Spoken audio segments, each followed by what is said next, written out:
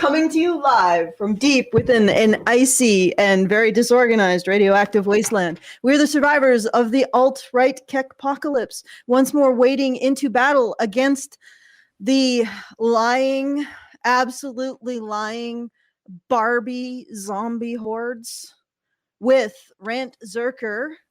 Uh-oh. 2, 3, 4. Through 2, 3, 4. Home Depot dad would not approve of you being a lying, lazy 304.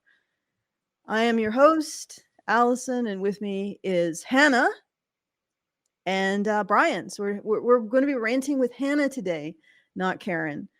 And so let's should we just dive right in? I hate to tell you guys, it's more Manifestelle.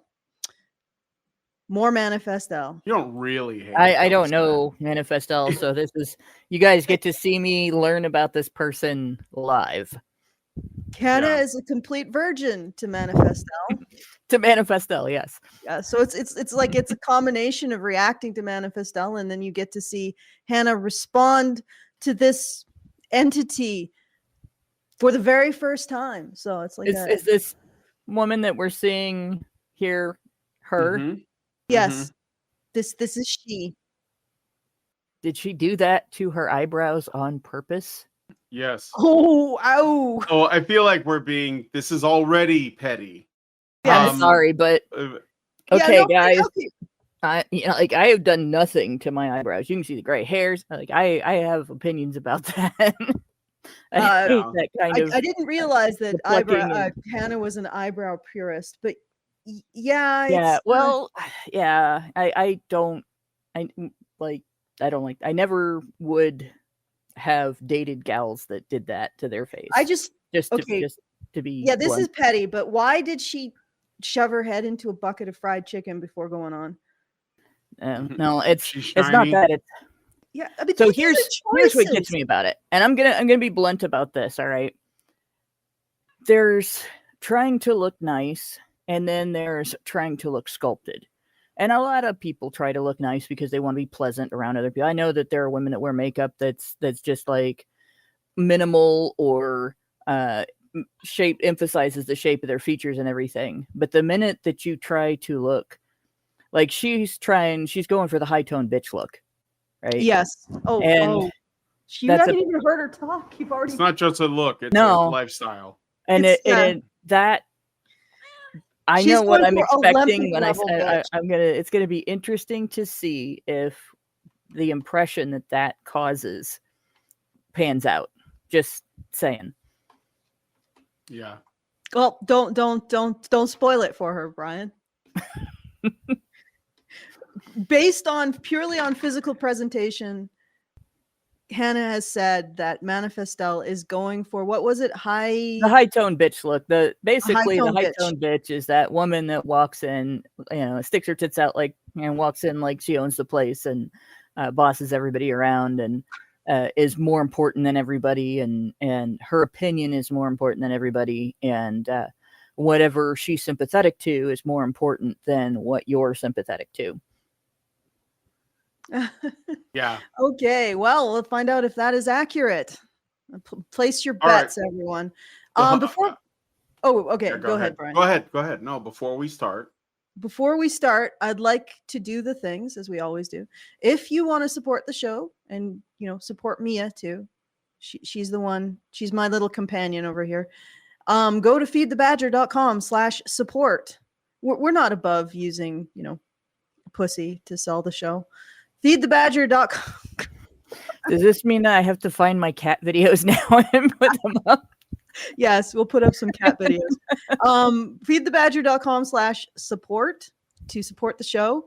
And feedthebadger.com/justthetip if you want to send a tip and a message with that tip. Very best way to send us any kind of funds, any kind of extra funds, and also get your comment read. And it'll also live on in our Discord. So the patrons can look at it with their opera glasses and comment as well. So feedthebadger.com/justthetip to send us a tip and a comment. And so this is Manifestelle once again. We're doing sort of a Manifestelle potpourri. So we're going to attempt the longest Manifestelle response in HBR history. We are going to attempt 4 of her videos, all of which are requests by none other than the ineffable Richard Bier. And starting with her video on Home Depot Daddy. Dad. Oh, I thought we would to watch this if you have daddy issues. That's Yeah, the, that's that's Home the Home Depot dad. Yeah. Yeah, that's the Home Depot Dad. So yeah. Yep. In which All right. she blames fatherless behavior on men. Men. Yes, Yeah. men. And She fascinating. also doesn't like the term fatherless behavior when it's directed at women. Probably because it's accurate. Well, yeah. It criticizes women accurately. That's why she doesn't like it. Women should never be criticized ever. So, all right. Should I play the intro and then jump into the bit about how this is actually misogyny when women have daddy issues? Or just jump into the part where she just basically blames misogyny. You know what? I think that if I can actually locate it, because my computer is not, my various tabs are not participating. I'm wondering if they actually. Wait, wrong computer. My God, that was really dumb. Okay, so I wanted to just read the summary of this, if I may, just to set the tone. All right. All right. In this episode of the Spoilt Girly Support Group podcast, host Manifestelle discusses the impact of lacking a father figure on women's self-esteem and boundaries. She addresses the misogynist notion of fatherless behavior and emphasizes that women should not be blamed for the actions of men. Manifestelle introduces the concept of the Home Depot dad as an archetype of a supportive father figure, encouraging women to envision how such a father would treat them and recognize their inherent value. The conversation culminates in a call for women to embrace their power and worth, shaping a future built on love and respect. So love and respect of what? Their worst selves, I guess. So Manifestelle is essentially saying that women should manifest the Home Depot dad in their own mind, which sort of is, it sounds a little bit like Guy Smiley's affirmations. It's going to be pretty meaningless. First of all, because one of the most important things that dads do is set boundaries. And I imagine this Home Depot dad that Manifestelle has manifested won't be setting any boundaries, won't be acting as an actual parental figure, telling Manifestelle, yeah, you look like crap. Don't wear that. Don't act like that. You're being your worst self instead of aiming to be your best self. No, I'm pretty sure that Home Depot dad, I'm sure, maybe I'll be wrong. Home Depot dad is just going to sign off and kiss her ass on everything she does.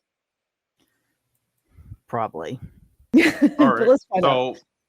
What do you want me to start with? You want me to go right up to the Home Depot dad? Because that's like later. Okay, the Home Depot dad. We'll go right here. But the Home Depot dad, okay? The Home Depot dad is the archetype of a dad who is always there for his children. He's the dad who builds things in the home.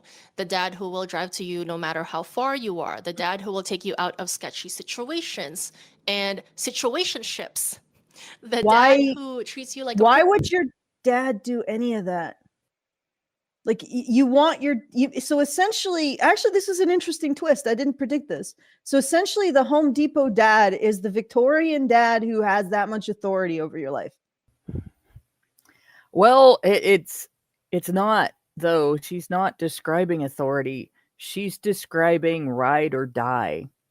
Mm. And I'm sorry, but if my dad had been ride or die, I'd be dead now.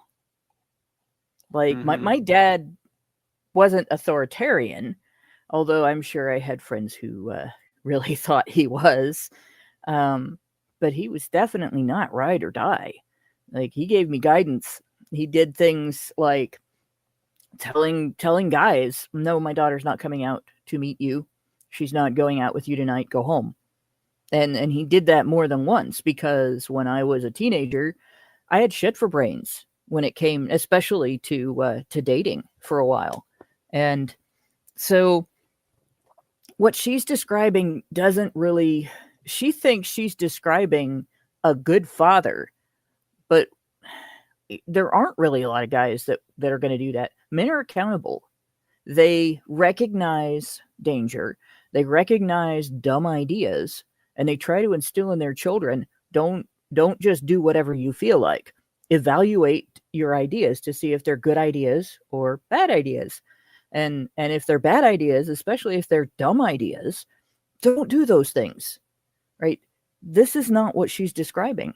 Treats you like a princess. There's an example right there. So my grandfather treated me like a princess. He wanted me to be very ladylike. And so I kind of got the My Fair Lady treatment. A little bit, not the rude version of it, but he really tried. And I really didn't have all that inclination. I can do it when I work really hard. But he also pampered me like a princess. And he called me princess. That was his nickname for me. And my dad made sure that I was aware that in real life, in real kingdoms, real princesses have responsibilities, and they don't always get to decide to do everything they want. And they're actually responsible for all of the people around them because they have authority. And when you have authority, you're responsible for the people around you. It's, the whole with great power comes great responsibility talk, except without quoting Spider-Man. And I don't think that this woman understands any of that. What she's describing is a simp for a dad. She's describing an enabler. Yeah. Essentially. You're right. So essentially her father just comes by and cleans up her messes. Yeah. She's without suggesting that maybe here's ways to not make that mess the next time. Yeah. Yeah. Okay. All right. So I think we got the picture here. Is there more to this particular? Shall we? There's a little bit more to the time code, like another 30 seconds or so. Good. Go ahead. Let's do it. Okay. Princess, like you have never known any other type of treatment because this is your dad. Okay, he's the dad who sets the bar so high that very few men can compare. The dad who just shows you through his actions. Oh, she just admitted something. How much you. Well, let me finish the clip here. Okay, but all right, just to, yeah. I don't think she's. I just want to let her loved finish. And can be loved, and it is such a privilege to have such a father. And like I said, we have zero control over who our parents are, who our fathers are. Like if we could choose, we would pick and choose the Home Depot dad package every single time. Okay. All right. That's all right, so yeah, go ahead. It wasn't really adding much, but okay. Yeah, what's she admitted well, there? I wanted to make sure that she said everything she was going to say. Just fair to make enough. sure. You want to be, you want to present integrity. That's good. Right. Yeah. What she admitted there was, in her search for a partner, she's not looking for a partner. She's looking to replace her childhood daddy with her grown-up daddy. Honestly, when I listen to her, I can almost hear some Asian fathers screaming in the background. Well, it's not that. It's her childhood daddy image. Whatever her real dad was like, her childhood daddy image is daddy does everything for daughter. Whether it's daddy pampers daughter, daddy teaches daughter, daddy does everything right, daddy does everything wrong. When she's looking for a partner in adulthood, the way she described the Home Depot dad and then said he sets the bar so high that other men can't compare, she's describing a simp who enables her and who financially pampers her, who does everything to cater to her whims and wishes, who right, she's not looking for someone to mutually a model, a role model out. Yeah. What, and even a role model like that would be a step up. She's looking for someone to serve her and to take the blame for everything that goes wrong in her life. It's a bit of a theme with Manifestelle. Yeah, but she's looking for somebody to be the responsible party in the relationship because she doesn't plan on doing that as part of her end of the relationship. Well, I can only imagine if she has an actual dad. One of two reactions I could imagine. Either he is just disgusted with her, or He's proud of her for making so much money off of idiots. Like, I mean, it depends on how much of an ethical core, if she has a dad.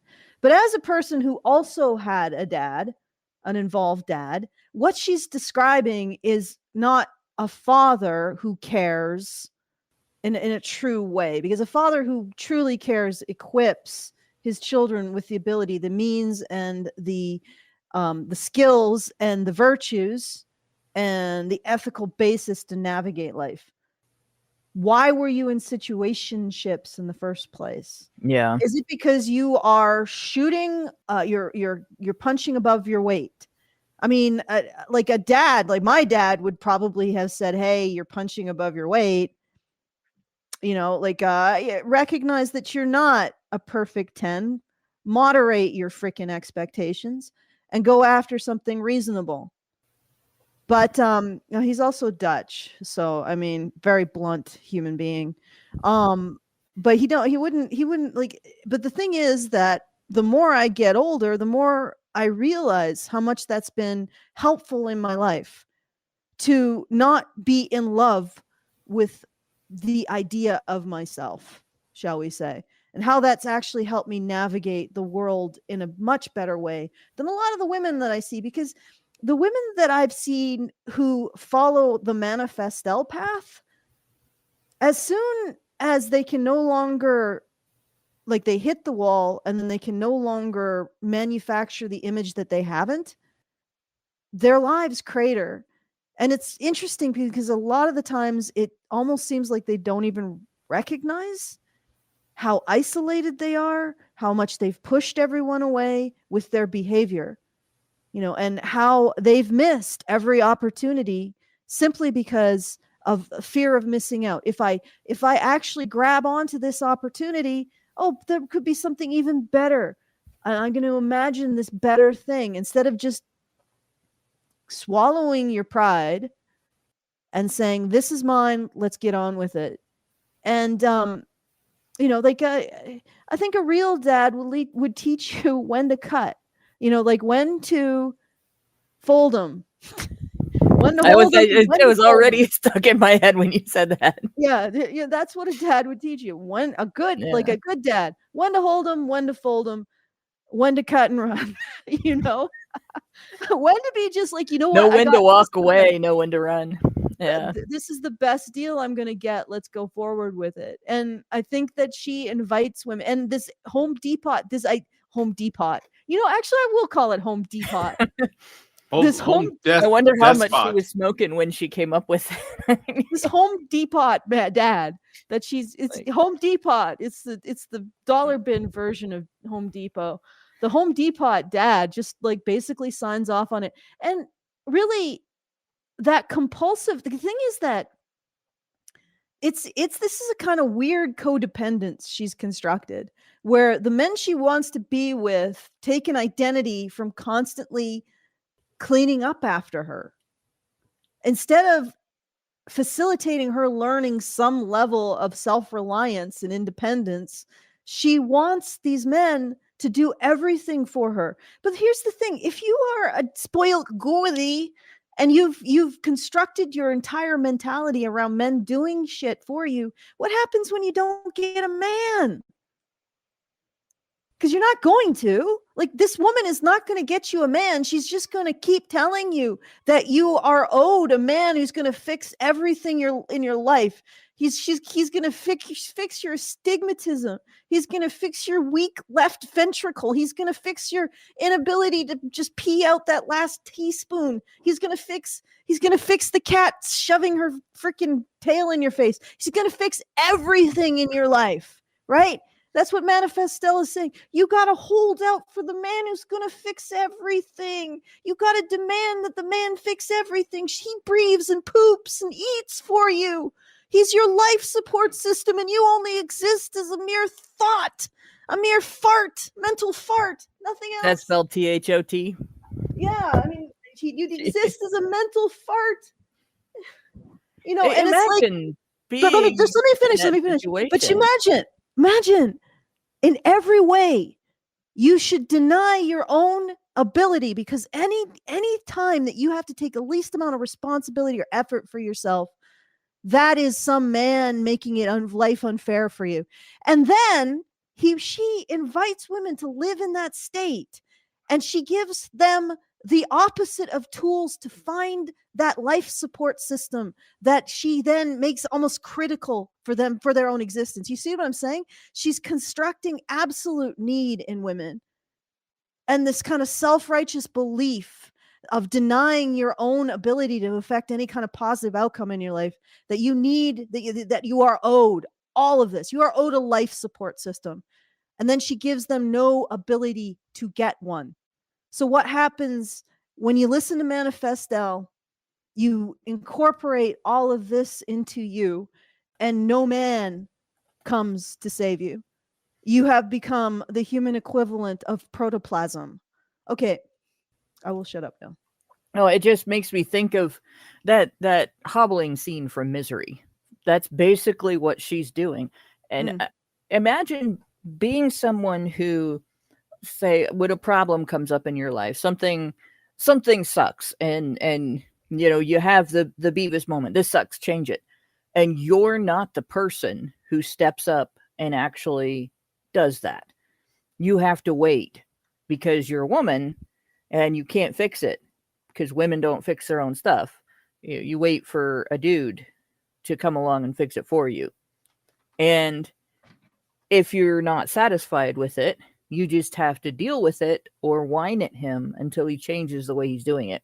So you can't, get a second job and pay your own bills. You can't learn to fix your car. You can't stop talking to somebody who's an asshole to you, because you have to have a guy fix it for you. And you have that in every aspect of your life. But most of all in your relationships. So you can't get into a relationship with a guy unless somebody comes along and fixes it for you. You can't pick Mr. Right unless somebody tells you who to date and what qualities to look for. And then he has to be responsible for your happiness. You can't make yourself happy. That would be the most miserable existence I could possibly imagine. I would rather die. You get that feeling when you listen to these women, don't you? Although, I mean, like I said, Manifestelle's making bank. Yeah, she is making bank, but promoting misery. I wonder if she's selling other people a bill of goods that she doesn't believe in, like, the drug dealer that doesn't use their own supply, or if she's more like the drug dealer that sells to support their habit.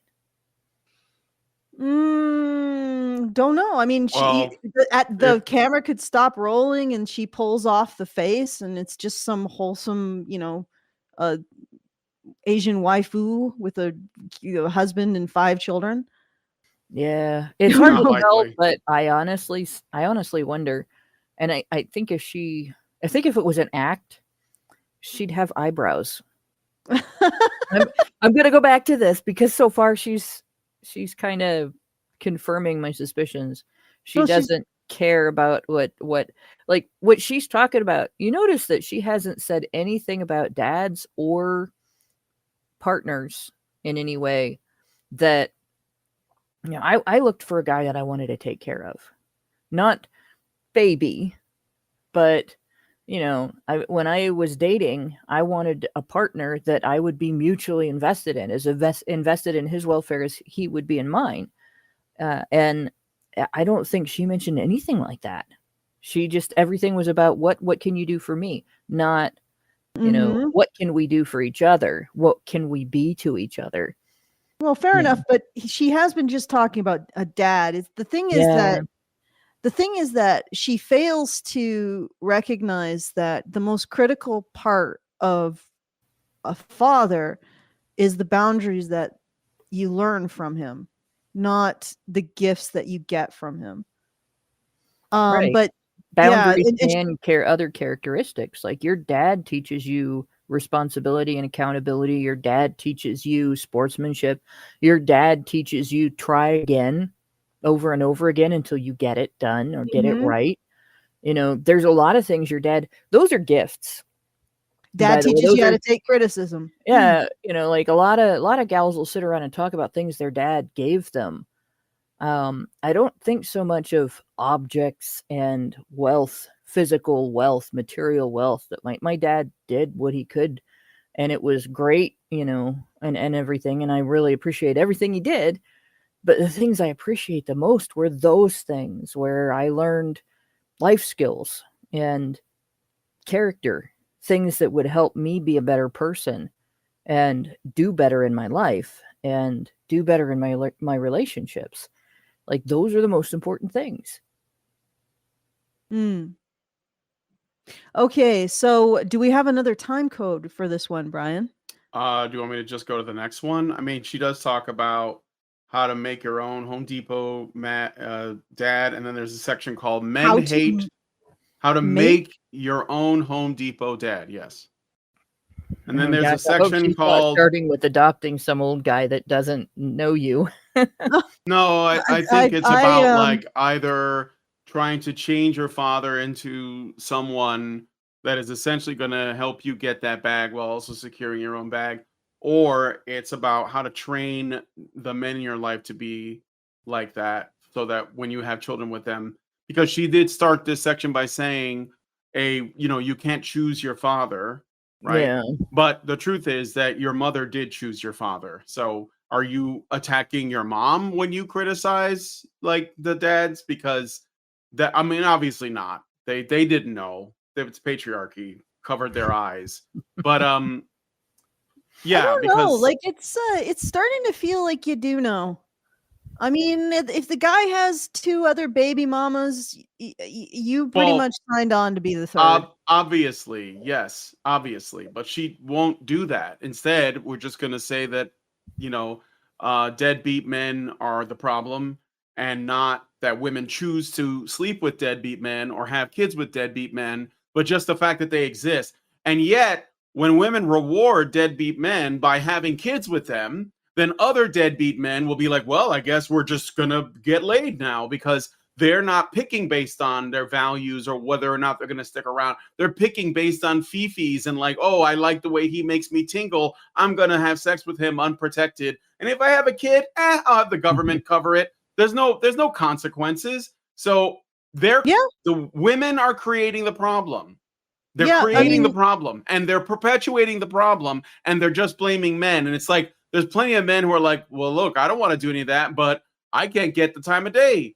But the men who are perpetuating that, they have no reason to stop or change their behavior. Why would no, they? They literally don't have to do it.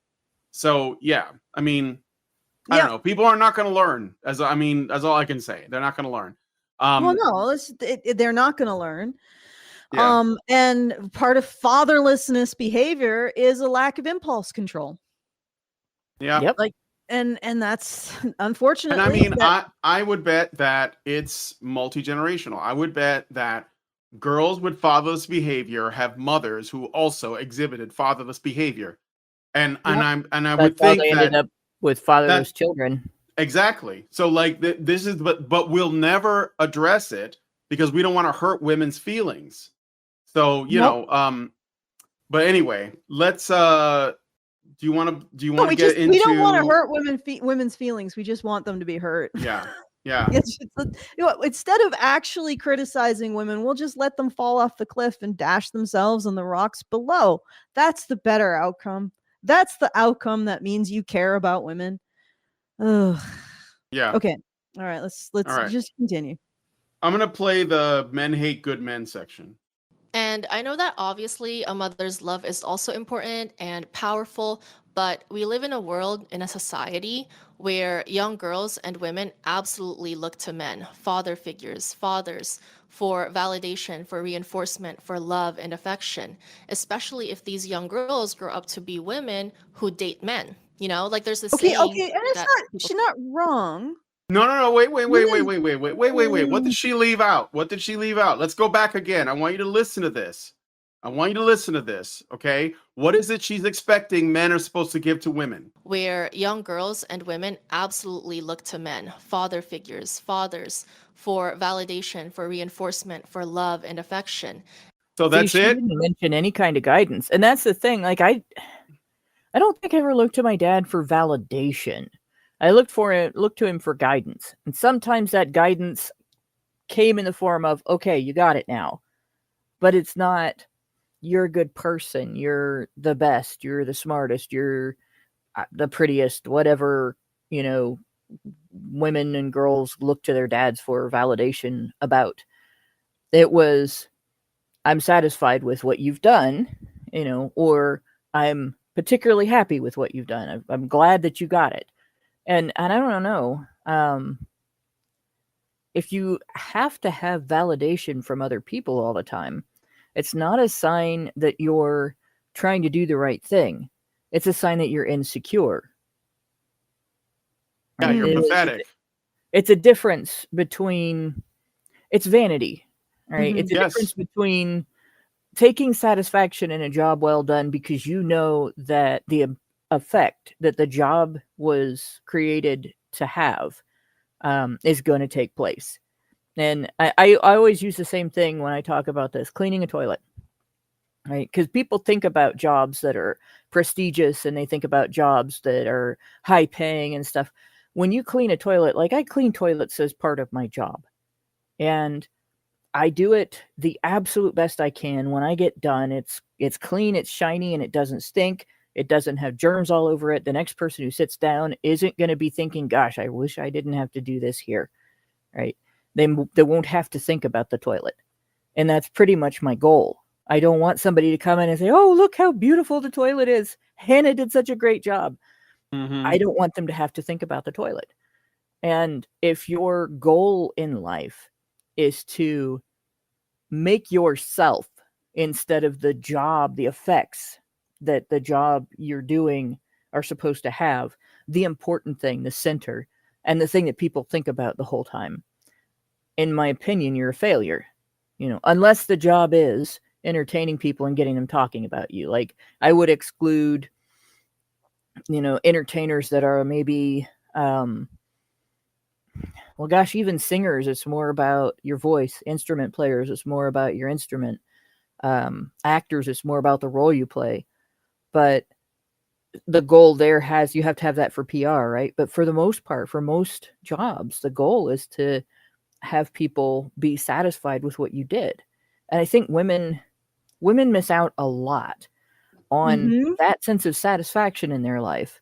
And they've replaced it with this narcissism where validation is important to them because they don't have that satisfaction, and it really holds them back. Right back to the misery cripple moment, where she breaks his leg or cuts it off or whatever. I didn't watch the movie because I had read part of the book, and it's one of the few books I couldn't stomach. Yeah. Yeah. Yeah, you're Misery right. is literally like what Tumblrinas that rewrite books that they Yeah. like. That's literally the main villain of that story. But anyway, I'm sorry, Allison. Go ahead. No, it's okay. That's what I was thinking. And validation. Now, I think she's right. Women do look for men for validation. The problem is that I think what they're looking for is validation not in terms of you've done a good job, or this is well done, or these skills are up to snuff, that kind of thing. They're looking Yeah. for validation the way they look for validation from women, which is, we are all good right now, having done nothing. We're all wonderful. And maybe part of the reason why women feel that men are cold is because I don't think men do validation like that. That, oh, we're all fine, we're all great, we're all perfect tens, we're all beautiful, we're all sparkly. They don't do that kind of like lukewarm, frankly meaningless, in my opinion. Maybe it isn't. Maybe there's something about that development of like this kind of warm sociality that is important. I don't quite see it, but then I'm an autist, so don't quote me on that. But but you're probably not going to get it from men, because I think you listen to Brian go, and I think men are inherently disgusted by it. And it's because it doesn't have that component of earning. Like you have to earn it. You have to develop a skill. You have to demonstrate a skill. You have to be good at something to have earned that sense of personal worth. And it's like, when we look at this woman, you have to realize that entire avenue for developing personal worth is gone for her, like gone. And the other thing is that she relies for personal worth on a source that will inevitably fail her. That's why we call it hitting the wall, right? She will at one point have no source of personal worth, and she will have constructed a persona very much reliant on it, very much about denying learning any kind of self-reliance. So, and that's the thing, like, you base your personal worth on this kind of fatuous praise. You get that fatuous praise because you are attractive and young and you're a woman. When that ends, what's left, right? And she is encouraging women to only base their self-worth on this kind of fatuous praise and what they can get men to do for them, not what they can do for themselves. So when they hit that moment when it no longer works, what then? And she doesn't, like, she either, maybe she does recognize this and she actually develops that secondary engine secretly without telling her viewership about it, but that makes her effectively a con artist, right? Or she hasn't developed that second engine. But what then? What happens when Manifestelle looks like an Asian grandma? All right. And she has developed no skills, no abilities, no virtues, no wisdom, nothing. She's just an old, wrinkly woman with this attitude. Yeah. She is going to be, it's interesting because people talk about incels, but I guess a woman in this kind of this society where everything is very atomized, who develops absolutely nothing, no other value proposition than her looks. What happens to her when those looks fade? Right? That sounds to me like it's the inverse of an incel. And that is her future. And that's the future of all the women that listen to her. That's your future. You're going to be alone, you're going to be ugly, and you're going to have nothing. And you will have pushed away everyone in your life, including the women. All right. All right, I got a super chow from Zeranx for $5. He says, if women receive guidance, does it look like said guidance took? I keep remarking about how much worse so many women are compared to the girls they used to be when they would be grounded or lose privileges. It's like they bided their time to when they aren't held by the rules of their fathers. That may be because they didn't have dads. Or it may be because their moms undermine their dads. And there's two ways that I see that happening among other women. And I've seen it happening growing up as a kid among the mothers of my friends. Like my mom, if my dad put his foot down on something, if I went whining to my mom, she would add a punishment on top of that for me trying to go behind his back. Your dad told you this. You tried to come and turn me against your father on this. No, now you're gonna, scrub the kitchen floor. Like you cannot do that. And there are a lot of times where women will just treat their husband like he's too harsh. Your punishment's too harsh. You don't do that in front of your kid. If you really disagree with them and you have something to say, you wait until the kids are away and you ask questions and make suggestions, and then you let it stand.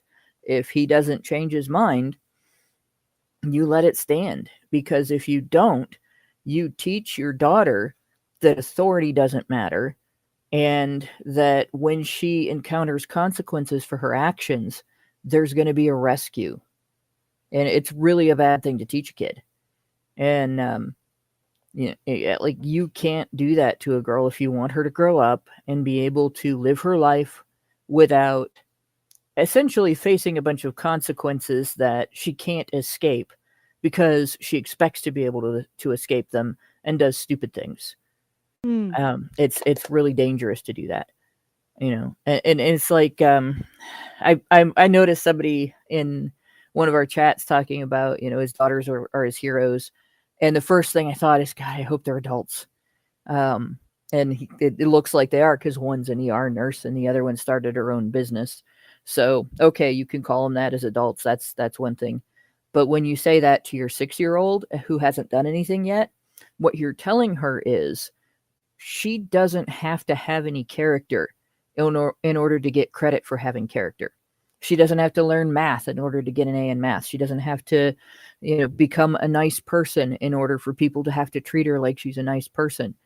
You can be somebody's hero without doing anything heroic. And therefore, you don't have to put in any effort. And it's the worst thing you can teach a girl, because you teach a boy that as he's growing up, the world outside of your home is going to knock him on his ass enough times. He's still going to learn the right lesson. But if you teach a girl that, every time the world outside tries to do that to her, she's going to get somebody else in trouble for it. And so she's going to run around as a bull in a china shop in other people's lives, and she will never learn. And she will make herself miserable, and then she will make everyone else around her miserable. And then she will get to be my age, and she'll be single, have no children, have 27 cats, and wonder why she's not happy. Yep. Most freest generation of women in human history, most miserable generation of women in human history. We freed women. We forgot to tell them that you need to take responsibility for your own choices, because you're the only one who can. All right. So you know what? I just put this Natty Gaddafi in like a timeout. Why? She's being very insulting. And for some reason, YouTube just deleted her messages, which was really unintentional. I don't know why the YouTube would do that. Why not just allow your people to moderate, but not delete their messages? Yeah, I suppose it's a blanket thing. They assume if you stop somebody from commenting, they must have said something really inappropriate. But okay, all right. So all right, I got another super chow from Urashima, who gave us $10 and said, "Hey, finally a stream I can catch live. Too bad it's about this absolute waste of perfectly good carbon atoms. I wonder what her relationship status is." We don't know, but we assume that she does have a man. So again, I wouldn't. Why do we assume that? Well, I wouldn't assume that, but if she does, I would wonder if she's emotionally abusing him. I mean, it's possible, but the thing is, men will put up with a lot of bullshit to be in a relationship. So, I'm saying, let's not presume that she is incapable of being in a relationship. We don't know. We can only speculate. So what I'm saying is, she might be. She's not interested. She doesn't have a ring, but that's. She doesn't seem like the type that wants to get married until the man is absolutely perfect. She's basically from the school of thought as the female dating strategy. Okay. So this is as cutthroat and mercenary as it gets. This doesn't mean that she doesn't have a man, because there is a simp born every minute. And she's probably got more than one man. She's probably got orbiters taking her out on dates, buying her stuff, treating her to the town. And of course, they think that she's the prize because she has so many options and they want to win. So that's possible. So let's not engage in, I guess, speculative, assumptions about her, being alone and angry and going to end up with cats, because honestly, evil people win all the time. So she could end up married with a bunch of kids and have a really great life and just be this absolute bitch too. I mean, it's entirely possible. So do not underestimate simps. Full stop. And this is actually it's true. One of the things that needs to change dramatically. Men talk about, how can we fix women? How can we fix women? And I just went on a rant about that on X yesterday or day before, sometime recently. You can't fix women. Okay. Women's problems are not caused by external factors. Women's problems are internal. Women are safety net addicted, and they are entitlement addicted. And a lot of it is that, they haven't ever learned to be different than that. A lot of them have never grown up. They've never matured. Maybe they didn't have the upbringing that you had. In fact, if you're male, they definitely had nothing like the upbringing that you had. And they don't have any reason to understand life the way that you understand life. And so if you try to fix women, all you're going to do is get spat on and stepped on and treated like a threat. Women have to fix themselves.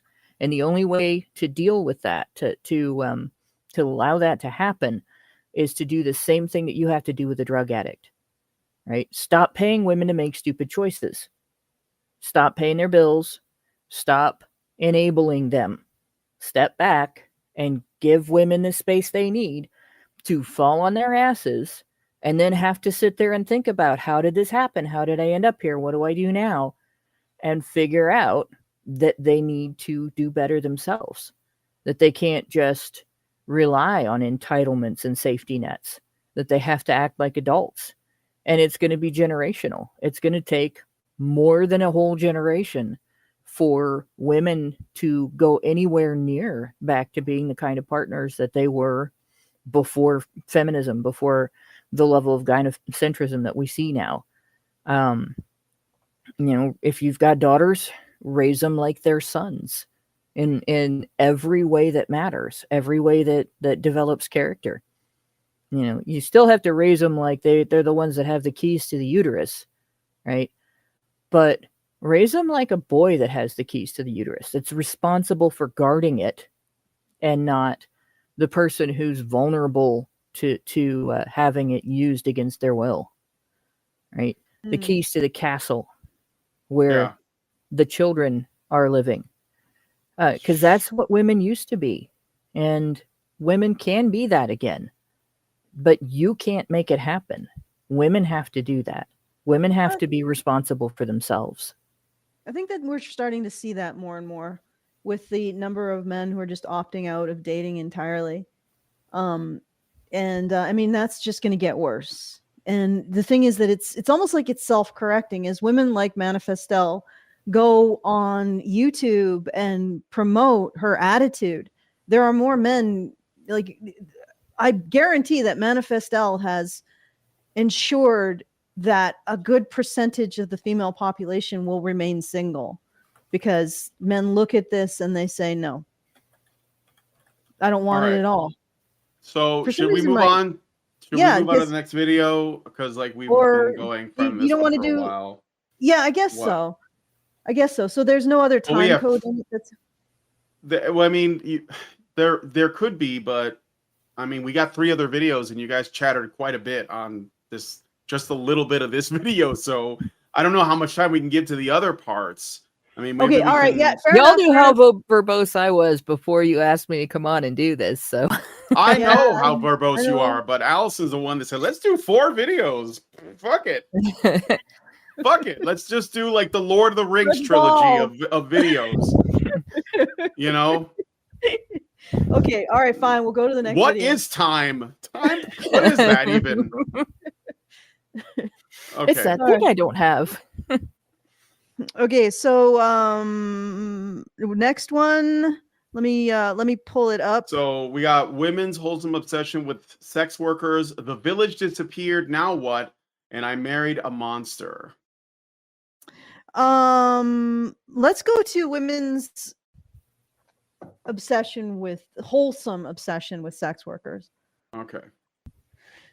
All right. This one is also pretty cringe. So I'll read the summary and we'll see. We'll go to okay. I just wanted to find the time codes too.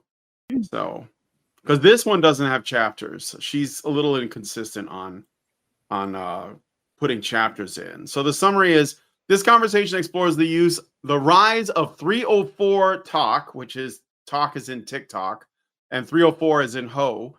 I don't know why people don't want to just be direct and say the thing that we're talking about. Instead, they talk around it. Like, why are we doing that?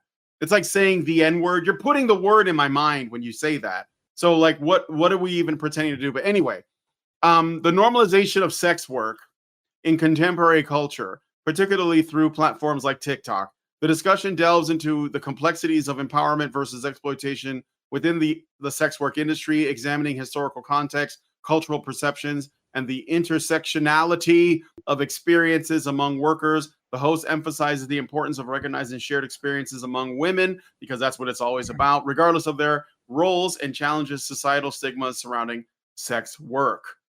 Okay. Before we get into this, I just want to point out that I believe Manifestelle was one of the people who piled on that homemaker because of the egg apron. Yeah. Do you remember that?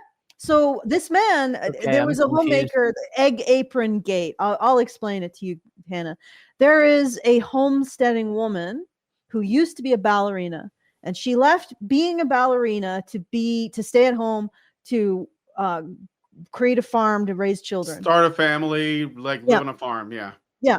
And her husband, for her birthday, got her an egg apron, and she was thrilled to get this egg apron.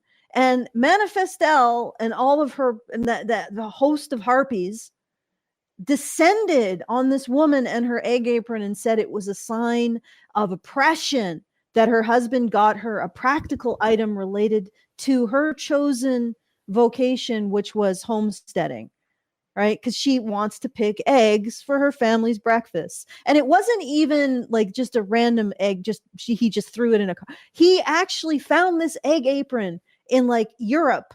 So it was a very specific, and even referred to it as your egg apron. So this obviously was something that she wanted, that she expressed at some point, that he picked up on and got it to her for her birthday. So here's the thing. Despite all that, this woman said that that was a sign of oppression. And now we're going into talking about how sex work is like, that was bad. But sex work, that we were going to be okay with that. I just have to point out, buying her that egg apron wasn't just getting her something she liked. It wasn't even getting her something really special or expensive that she liked. It was, I support the choice that you've made. Yes. It was exactly the thing that she just said. That was validation. And she couldn't recognize it because what was being validated was work. Yes. Her husband recognized that this was an important job to her, recognized that there was a specific tool she wanted to use that job, remembered all that, and got it for her on her birthday. And she could, and the crowd of harpies couldn't understand it at all. But now we're going to go in, and not just that, we're going to talk about how sex work is somehow less exploitative than that man getting his wife an egg apron. I'm just pointing that out. I'm just pointing out where we're at here with this nonsense, with this freaking conversation. Okay, go ahead, Brian. All of feminism is basically you justify any decision that a woman makes as long as it does not involve men or family, and you justify it, and then you have to work backwards to actually rationalize it. That's all it is. That's what she's doing. Well, and everything men do has to be wrong. Yeah, everything men do is bad. Great, all of that. Still, there has to be something wrong with it. Wow, like, you can scream to the heavens, I want validation, I want validation. Okay, here's your validation. You validated the wrong thing in the wrong way. Why do I need your validation? How dare you think I need your validation? Like it's endless. Yeah. This who is this Natty Gaddafi? That's Natty, Allison. Oh, because I was thinking she doesn't have much in terms of staying powder. But her name is Natty, not Nat. Yeah. Oh, right. It's fucking Natty, Allison. And when you blocked her, you just validated her. By the way, she's going to basically like champion on the streets. We should have just left it up and just left her alone. But give her a timeout because she was just she was coming in with constant like 2 insults in a row. Like I would undo it, but I don't know how because YouTube is being a dick. Like, okay, if YouTube, if you're listening to this, because I'm watching the chats, but YouTube I have it on live chat, and then after a period of time, YouTube switches it back to top chat. Like if that's what I wanted, that's what I would have selected. Mm. We're Well, on with yeah. YouTube. Okay, so I got a super chow from Mr. Playlist Man, who gave us $50. Thank you, Mr. Playlist Man. Really appreciate it. He says, "Hello, Badgers. I sent this message to a home math stream and want to know your thoughts. I got a situation. A friend of mine was taken advantage of, graped, because her drink was spiked. She refuses to report the name of the guy to authorities, saying they won't believe her. Feminists talk plenty about grape culture. I noticed her reasons not to report were their talking points a decade ago. This seems to help the rapist." I'm just gonna say rape, okay? This is like really annoying. I feel like I'm Yeah, I'm an 11-year-old.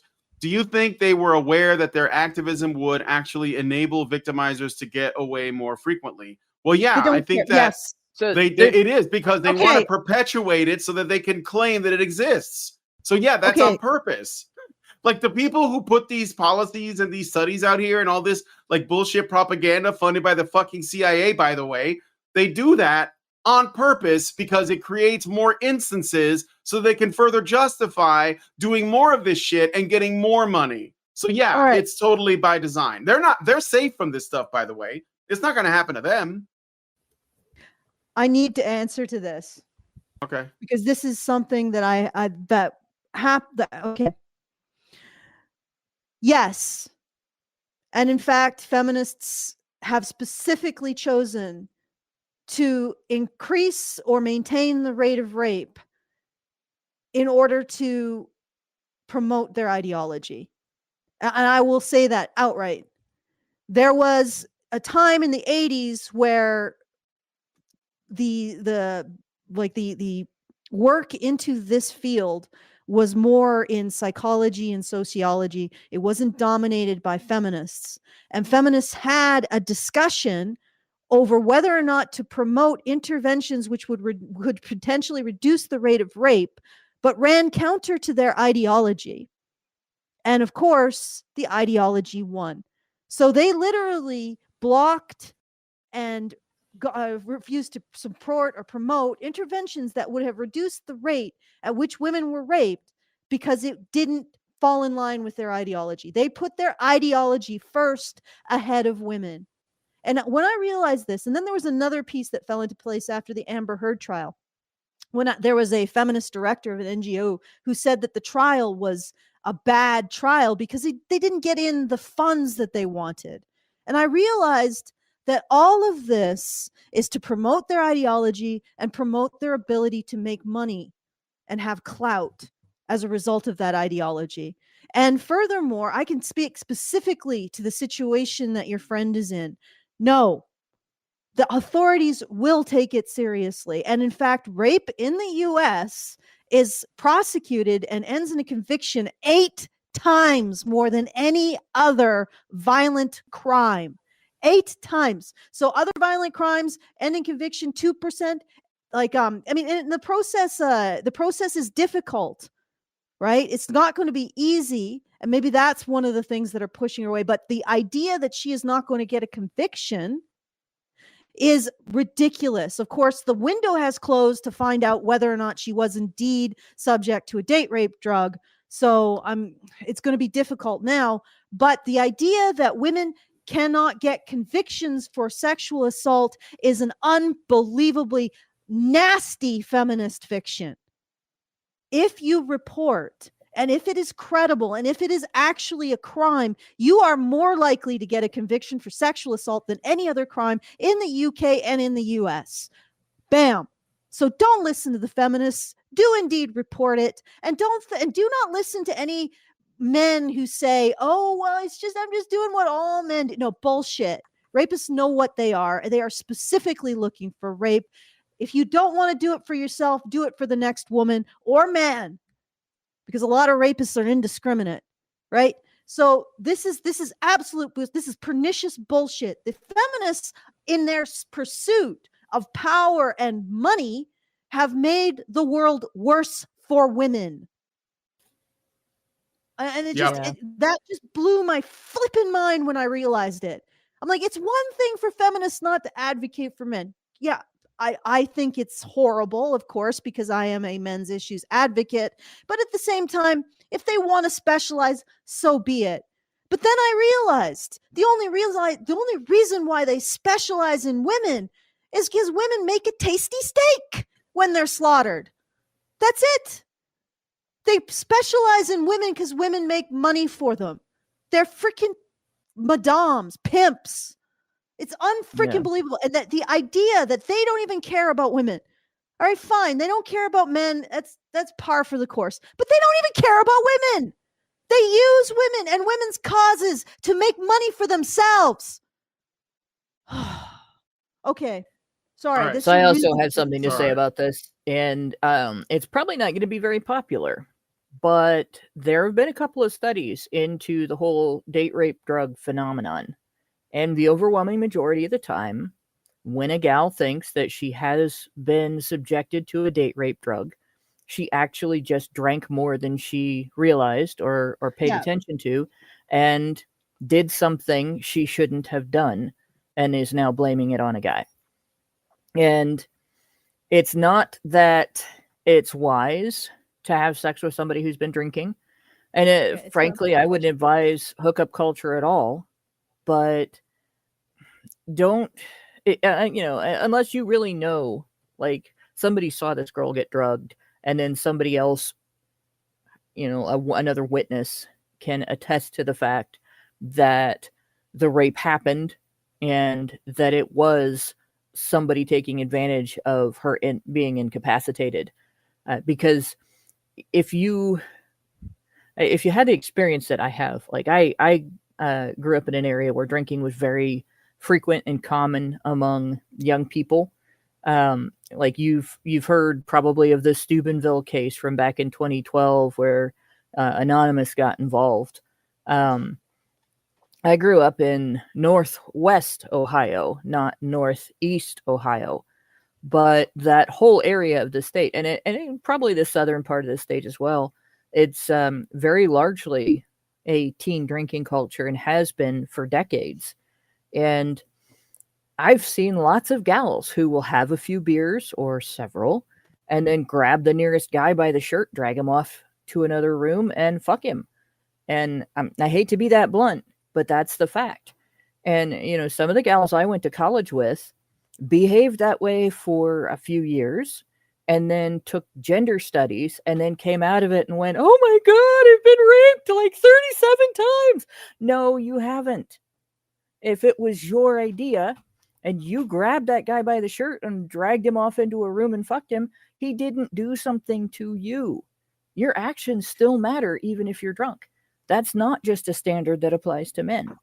So I don't want to hear this chick is a victim until there's evidence.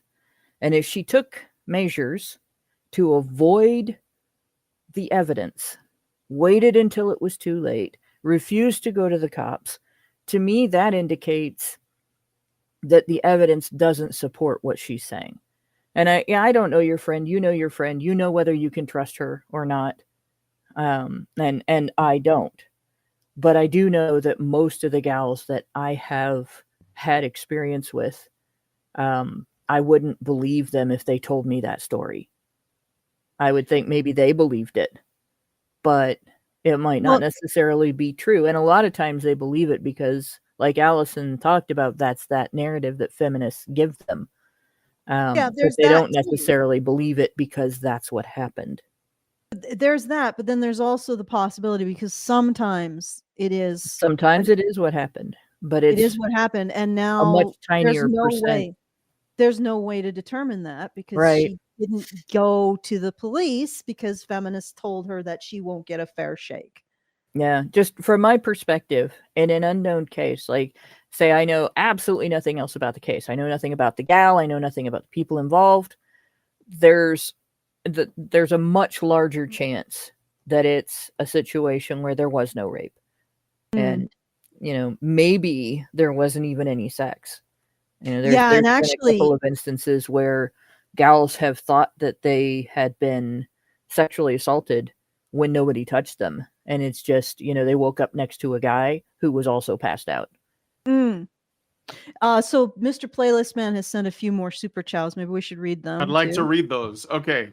So Mr. Playlist Man sent a super chat for 10 and said, sent a super chow. Appreciate you guys. That was the one we just read and responded to. And then he sent another super chat that says, thanks, Allison. I tried to make the same arguments with helping/saving the next victim, but she couldn't bring herself to go, and our relationship ended because of it. Well, that sounds like she doesn't really care about other victims then, because I mean, what at the very least you should report based on the fact that you don't want this person to harm somebody else in the future. But if you don't report because feminists are convinced, they've convinced you that it's pointless, that seems like you are so concerned that you'll look bad because you may have, filed a report pointlessly, which is basically just you protecting your own ego instead of protecting somebody else, assuming that this is all legit and you're not just full of shit, or you have not somehow convinced yourself that something happened that may not have happened.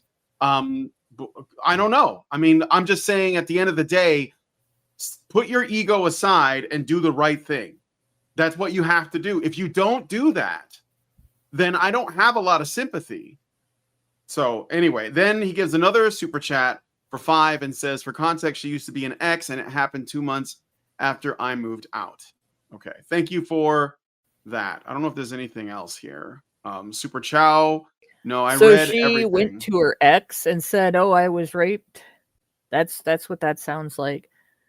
Which, well, maybe they were friends afterwards or whatever. But if that can be a situation where the woman is trying to get him to white knight for her and come back because he feels like the knight in shining armor that's coming to rescue her from the terrible situation.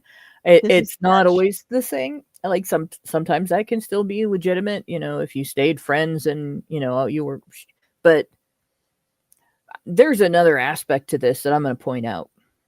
So feminists have been saying for at least 70 years that girls who go get drunk at parties, this happens to them and nobody cares.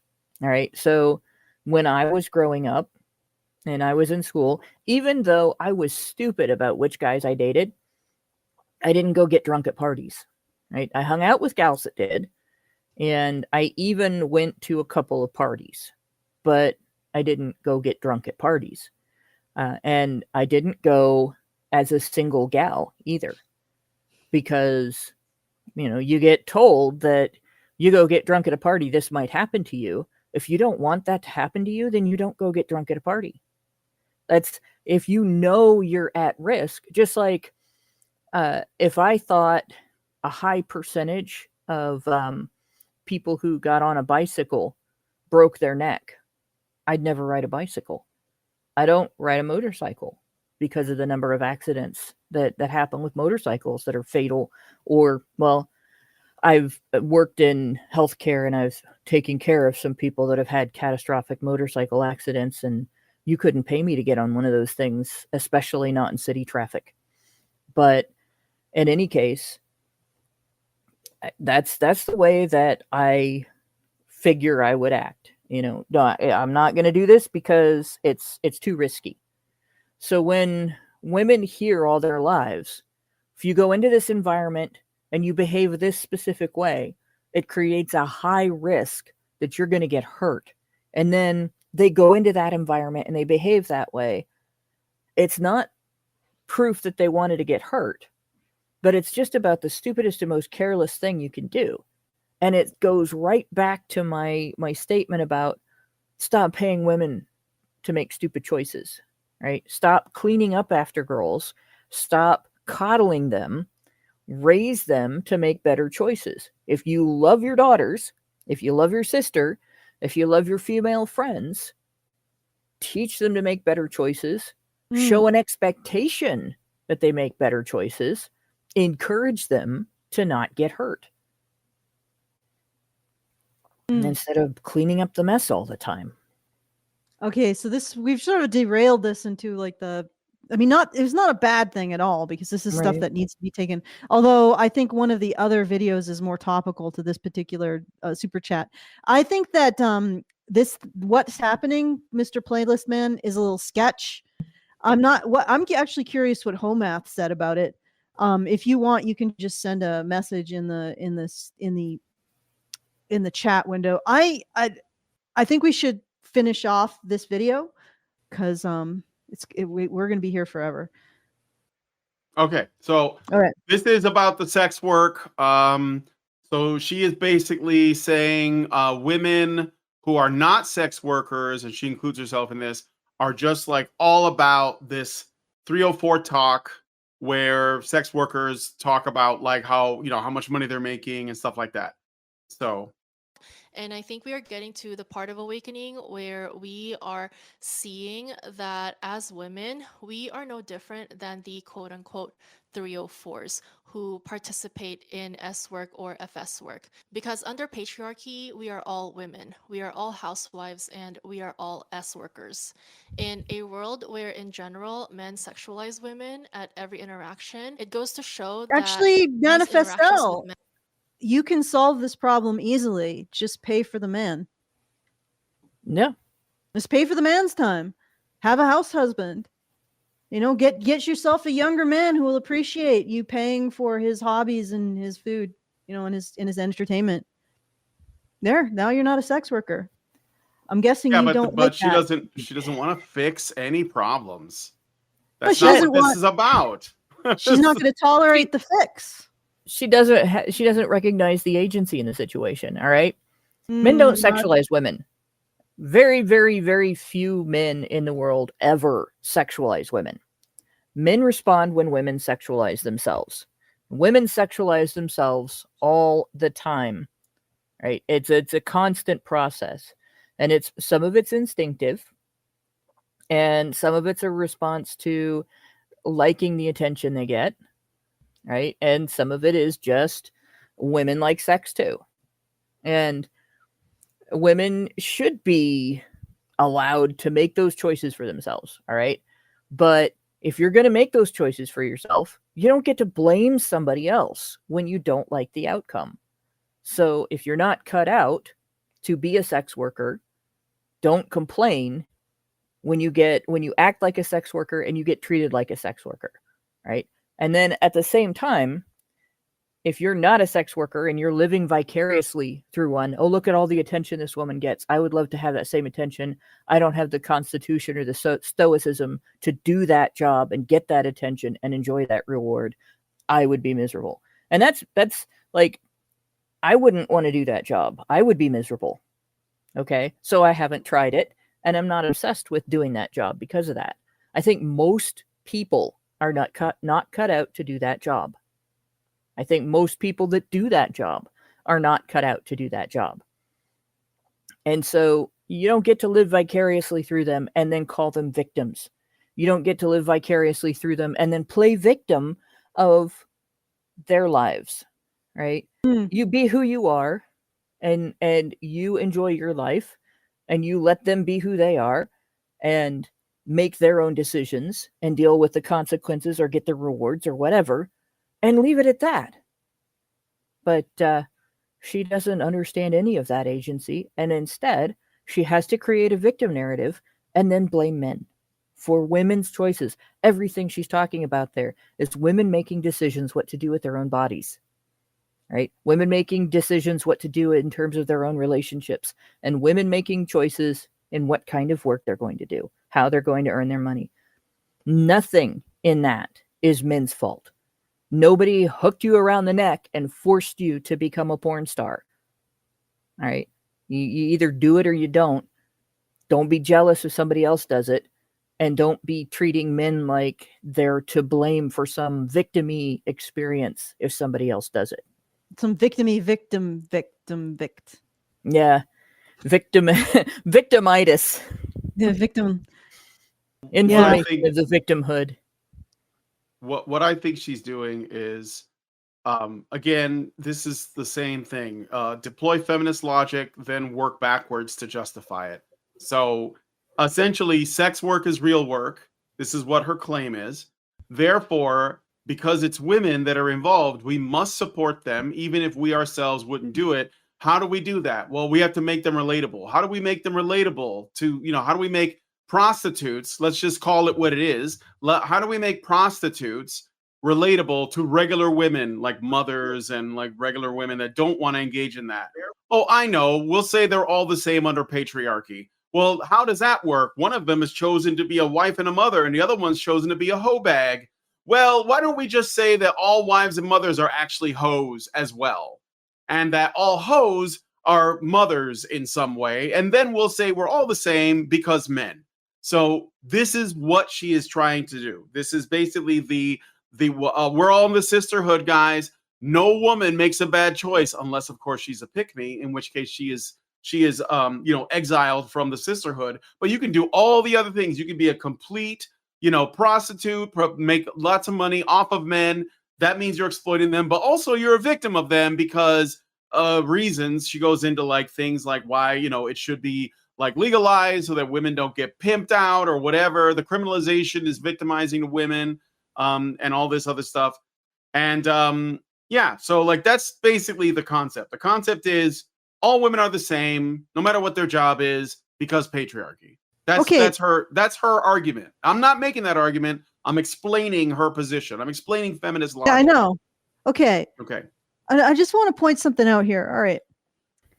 So you have all of these women, like that Manifestelle represents, saying that all these women, they're sitting in this, I don't know, puddle of shit, just sitting there in the puddle of shit, basting in their puddle of shit, which is apparently sex work, which is the exchange of their sex for stuff from men. And then you have pick-me's like me who are like, well, why don't you just get out of the puddle of shit and just have an equal exchange with a man? Therefore, you're not engaging in sex work. You're actually creating a relationship. Or God forbid, maybe you spend more on a man than he spends on you. Then therefore, you're not in your puddle of shit. You're not basting in your pile of shit. You're not spreading manure all over, because you guys are saying, oh, this is such exploitation. Oh, I'm so exploited, as you smear the shit on yourselves by choice. Just get out of the shit pile. All right? Just have some integrity. Split things down the middle. Go Dutch. Pay for your own bills. Then you're not in the shit pile. And then you're just standing there watching this, and you're like, well, just get out of this. And they call you a pick-me. Well, but you're the one saying that you're in a pile of shit. Like, I don't get that. It's like this is a pile of shit. It's so horrible. I can't believe I'm just in this shit. So just get out of it then. Like, you're saying, oh, it's so exploitative. Well, then just don't engage with men in that way. I'm pretty sure you can find a man who's happy to just go Dutch. Just split everything 50-50, and then you're not a sex worker. The end. Get out of your pile of shit. And that's and then they just sit there in their pile of shit and call me a pick-me for choosing not to get in the pile of shit that they say is a pile of shit. I don't understand this behavior. Perhaps I had too much testosterone in the womb. I think that's probably what's going on here. Well, you weren't raised to make the mistakes that would make someone believe that this behavior is understandable. And with her, it's even worse because she's not in the pile of shit. She's pointing to women who are doing a job that she doesn't do and assuming that for them, it's being in a pile of shit. But you don't know that. Some women get very upset if you accuse them of being victimized because they are, and it is an accusation, by the way, because they're sex workers. Some women will tell you that they do that job because they like the attention and they're exhibitionists and they make money at it, and then they consider it a win-win. And that's their business. It doesn't matter whether other people approve of it or not. It's a transaction between them and the people who buy their services or products or whatever. And that goes across porn, that goes across actual intimacy, that everything. I've run into that with escorts that I've talked to. I've run into that with women who are porn stars. I've run into that with women who think of their commitments as more artistic. And it's not a matter, in regard to what she's talking about. It matters not. right? What matters is she's defining their experience for them based on her sensibilities. Oh, these poor women that are stuck doing this. And so she's not making them relatable. She's refusing to relate to them and relating instead to what she's comfortable relating to, and then bending her perception of them around it. And it'd be similar to, how communists treat retail workers. And when I've had conversations with communists about my time in retail, because I have about 25 years in retail before I went back into healthcare, and a lot of it was unpleasant, and a lot of it was pleasant. But I've had people try to convince me that whole time I was getting paid to do a job that I went and applied for so that I could work in that environment and make that money, that I was enslaved. Nobody chained me to the cash register or the Turbo Chef oven, and the various other things that nobody chained me to that. Nobody came to my house, dragged me out of my bed, said, get over to this gas station and wait on these people. Right? I went in and did that by choice and then get called a slave. That's very demeaning. And I would never do that to people who are in sex work either. If they want out and they don't like it, there are lots of organizations out there to help. And if they remain in and they like the job and they want to do it, it would be really arrogant to turn around and say, well, these people are victims. And they just don't realize it. They're enslaved. They're making choices. Stop belittling them like that. And this woman is belittling other women for not womaning right. And she doesn't even realize it. Well, that maybe not. Or maybe she does. Maybe this is like 5D Manifestelle chess. I don't know. I don't think she's stupid. I think she knows she's lying. Yeah, I don't get the sense that she's stupid either. No. But it's just really, if you don't want to be a sex worker, if you don't want to extort stuff from men, just deal with them honestly. And I guarantee not only the thing is that what's keeping them in the shit pile is their own choice. And if they ever chose to say, hey, you know what? I stink of shit. Maybe I'll get out and wash myself off and just deal fairly with men. We'll just split it down the middle. If we jibe, then we'll try to start a life, make it easy. And they would probably get a man much quicker than basting in a pile of pig shit will get them a man. No offense, ladies, just have you considered not doing that? So I can't see how men are applying the pig shit pressure for women. I just don't see it. But anyway, is there another good time code in this one? Well, let me see. So 3. She goes to the history of sex work. I don't think it really matters much. Let's go to the intersectionality. That's like let's get into the real commie gobbledygook.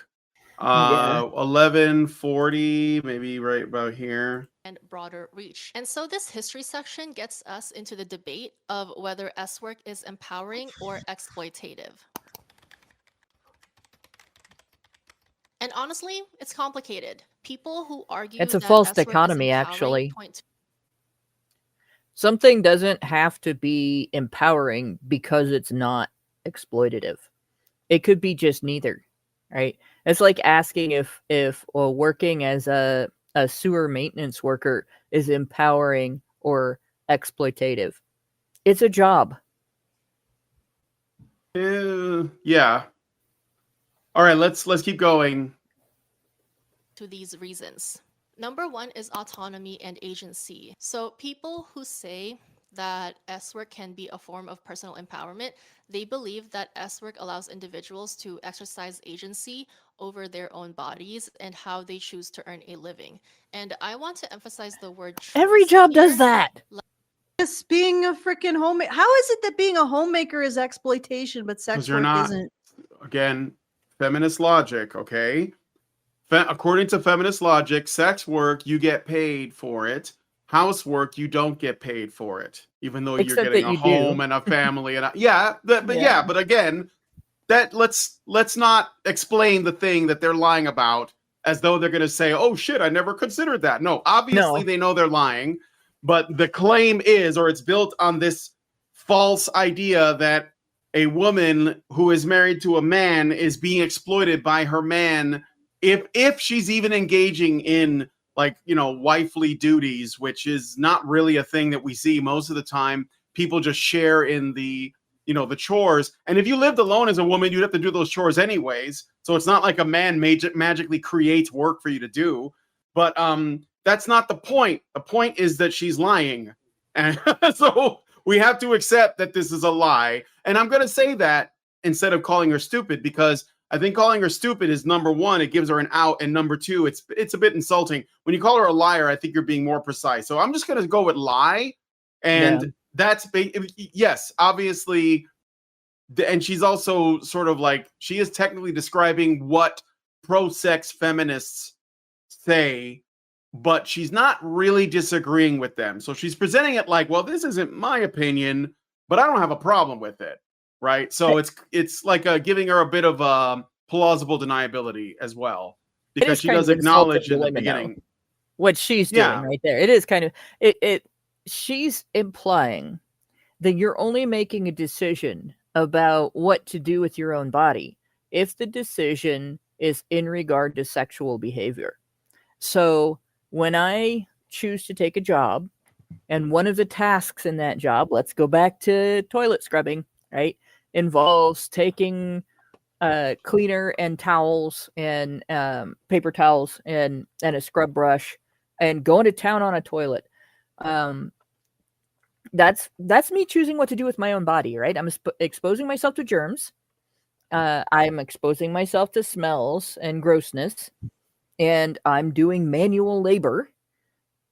That's a choice. That's all choices. I don't have to take that job. I have done a whole bunch of different jobs. I've worked in a bakery. I've worked in other retail areas. I've worked in other healthcare areas. Right now I'm a direct support professional for intellectually disabled adults. So I do housekeeping as part of my job, right? But I've done healthcare where you don't do housekeeping. And all of that, you can choose from an unending supply of jobs. You can create your own job. I used to crochet jewelry and sell it to other women. Stuff that I wouldn't wear because it was too frivolous, that other women would pay $80 for and wear. And, you do what you do. And you make those choices. Every single one of those things is a choice what to do with your own body. But feminists only talk about it that way when they're talking about sex. So they're elevating sex and separating sex out as a thing that when women make those choices, there's somehow much more agency or empowerment or whatever they want to call it. Or exploitation. Or exploitation at the other end of it, that it's not a choice when they do that, right? If I choose to do a job where I'm scrubbing toilets as opposed to a job where I was giving blowjobs, that's a choice, but the other one isn't, right? And it's just compartmentalism for the sake of justifying attitudes and behaviors that are maybe not otherwise justifiable. I think that they understand their value proposition. They understand that their sexuality is their value proposition. And they're just going to lean into it as much as possible. I think they're also coon-brained. Let's be honest. Yeah. This is a lot of coon-brain bullshit. The thing is that women's coon brain doesn't look like men's coon brain. Women's coon brain is true crime. Women's coon brain is grape. It's this obsession with their sexuality. Rapey romance novels. Yes. Yeah. So this is a combination of these women do not conceive, and this is fatherlessness behavior. They don't conceive of having a value. outside of their sexuality. I mean, that really, let's get it down to it. A father is a man who models you developing a value outside of your sex, because he doesn't value you for that, for obvious reasons. And he helps you to learn how your actions relate to your value.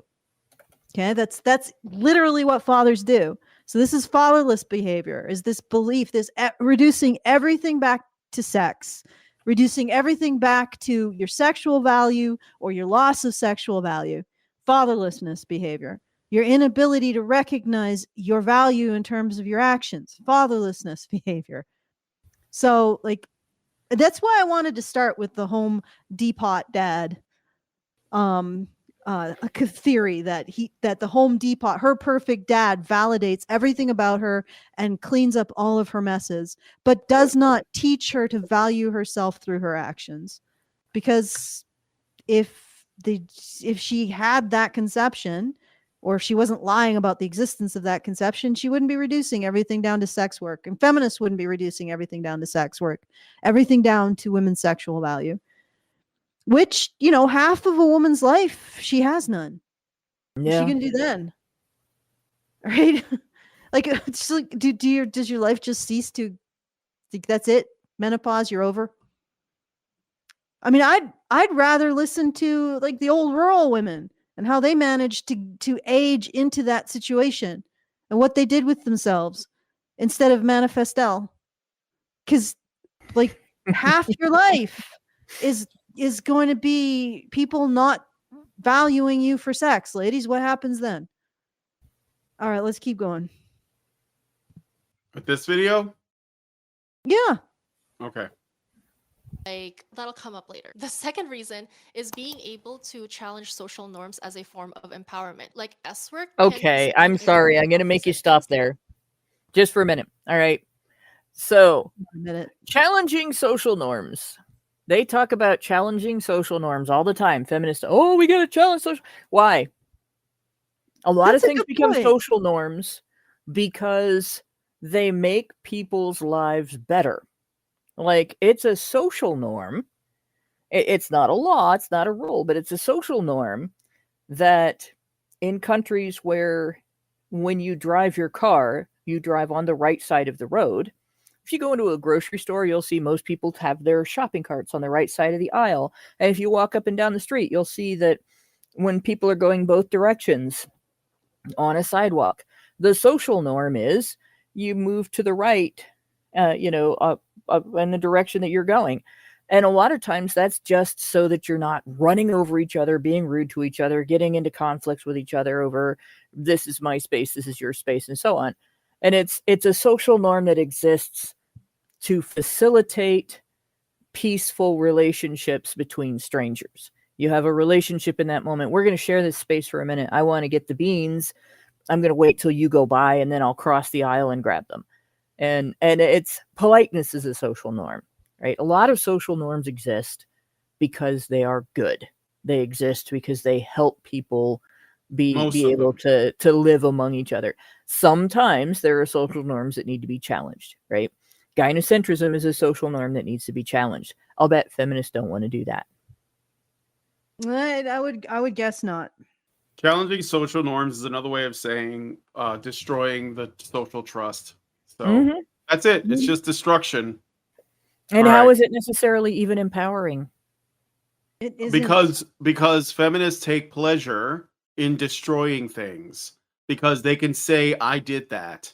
So that's how they feel empowered. Empowerment is self-idolatry. It is basically, I am the most important thing in the room. I did that. And even if that thing is destruction, they take pleasure in that. They call it empowering.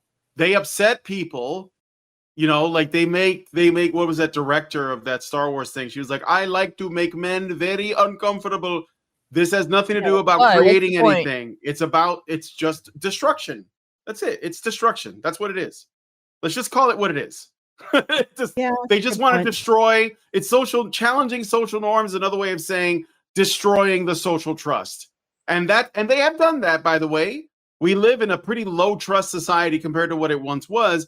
thanks to feminist destruction of social norms. Oh, I'm sorry, challenging social norms. Well, I challenge a social norm. The social norm of not giving a crap about men.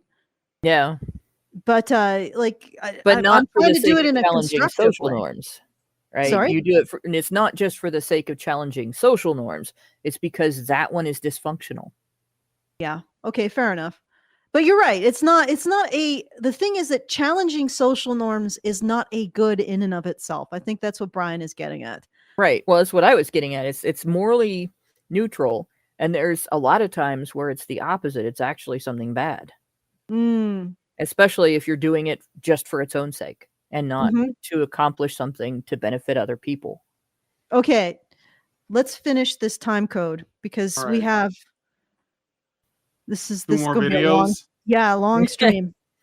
Against the moral policing of women's bodies. And the third reason is economic opportunity. So for individuals with limited economic options, S-work can offer a viable livelihood, particularly in contexts where other employment opportunities are scarce or inaccessible. Or they could be And in the homemakers. digital era, platforms like OF and No, but that's work and that's labor, and they don't get paid, and that's oppressive. I feel like this might be some gay ops going on with this woman. Oh, here. absolutely. She I've been doesn't saying go. I've been saying this for years. Manifestelle is obviously she is an op. This is a psyop for women, and it But works. I'm looking It at works her. so well. She doesn't go 10 words without saying something that is absolute bullshit. Like the idea, she talks about women's bodies being policed like men's bodies are not policed. So I don't remember her name, but the chick that is currently with Kanye West just went to some award show, and I don't pay attention to the award shows or anything, but that picture was like everywhere, and you couldn't avoid it if you wanted to. It was all over X. It was all over. The it was pictures. on Facebook. Yeah, I know. Like of all the things, completely, her outfit revealed everything, right? And there's this big discussion over whether it's policing women's bodies to object to that and blah, blah, blah. If a man did that, the discussion would be how many people did he victimize with that sexual assault? It would not be this woman has a right to behave this way. This woman is victimizing herself. This woman is what she did was an affront. It's not Kim Kardashian, that demon or the demon Foxy. That was an old relationship. This is the person who replaced her, the new model. But in any case, the whole reaction Kanye has a type. Yeah. The whole reaction would have been different if it was a dude, right? And it's not just because, women have everything up inside and underneath and men have it all hanging out. It's because in comparison to women, men's bodies are highly policed. If you really want to complain, whether it's good or bad for people's bodies to be policed, women do not suffer from that anywhere near on the level that men do. A man can be treated as a lifelong criminal because he had to go to the bathroom and was nowhere near one and, took a leak in an alley behind a bar and somebody came around and saw him and called the cops, right? This woman went to a highly publicized event where pictures of her were going to be plastered all over the internet, where she was going to be on media everywhere, where the people there were people who were there to work. It was their job to be there. They could not avoid her. And plastered her nudity in front of everybody all over the place. Right? That isn't a sexual assault, but happening to be in a back alley urinating on the wall when somebody comes around the corner is. Tell me that women are more policed than men. Try. I beg you to try. Because I'm calling bullshit every second of that. And yet, that's something that she spouted a minute ago. Yeah, well, I mean, honestly, men are definitely more policed when it comes to their clothing. If they exit the house without wearing one of 6 approved uniforms based on the activity that they're engaging with, they will be harassed. And of course, feminists will call that misogyny. I know, it is what it is. I'm not going to say that men should go out looking like Elton John, although that would be amusing. You could just imagine. Actually, life would be a lot more fun if half the men in the world dressed like Elton John and Liberace. That would be a lot of fun. It would make their lives difficult because there's a lot of things men do that they just can't subject those kind of outfits to that and then still maintain the outfits. Exactly, because the idea behind the outfit is that you are focusing on your physical appearance, your performance, the attraction of people's attention, as opposed to what you do with your actions. And our society is really, really hyper focused on making men conform to that pure sense of action. I mean, if you go back a century and men's outfits were more interesting. Go back 2 centuries, you start to get more and more like they're more more creative, more about drawing attention, more about showing yourself as, and there was even a component of that kind of flamboyantness was associated with a warrior class. And if you even look like the Comanche and what they went to war in, was all this pageantry. And all that's gone. Now men are about utility, and men can't have any pageantry because it's all about action, and that's it. And that's policing. Yeah. That's a change in how men present themselves. And it relates also to how men are policed in terms of their their physical presentation with others. They're not supposed to take up space. They're not supposed to be loud. They're not supposed to draw the eye. They're supposed to be quiet and unobtrusive, like a Roomba in the corner. You know what I mean?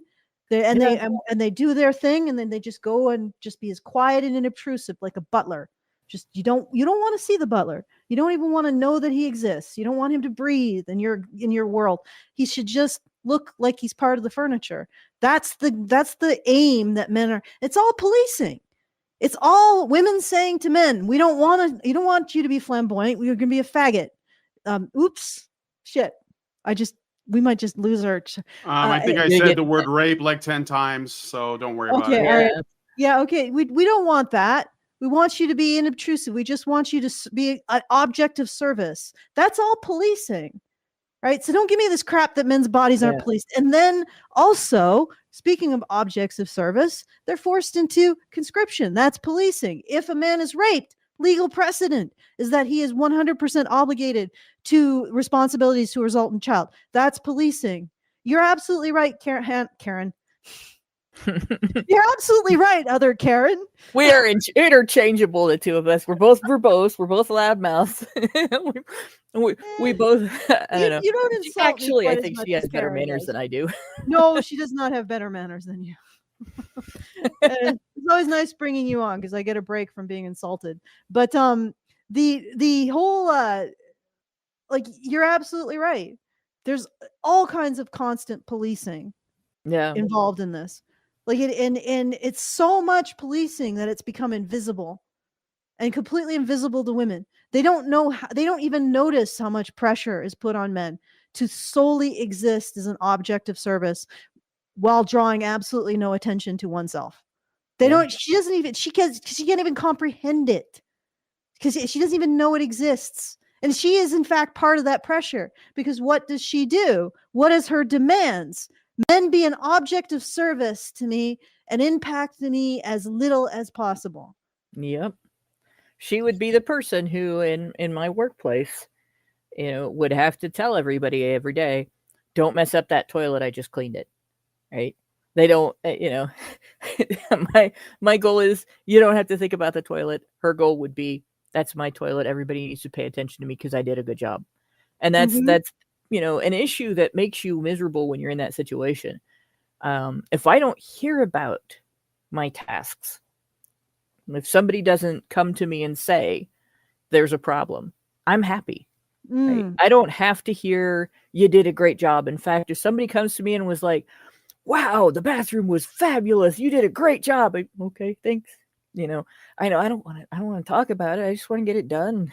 And unfortunately, when you're in that situation where everything you think about is like the women's bodies being policed comment is a me, my, I attitude, right? It's not, women are held to a degree of the account that men are held to in terms of the impact of their visibility on the public.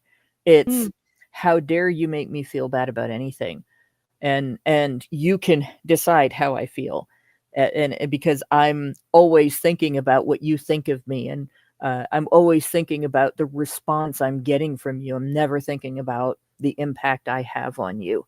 And that's basically what she's done this whole conversation. And the second half of that, her not going 10 words without pissing me off, is this economic thing. All right. It's not that there's a shortage of jobs. That's not why sex work exists. All right. There's a shortage of jobs that are as easy and fun as sex work can be when you have the ideal sex work situation versus jobs that involve things like scrubbing a toilet. Right. And when we talk about sex work, including things like creating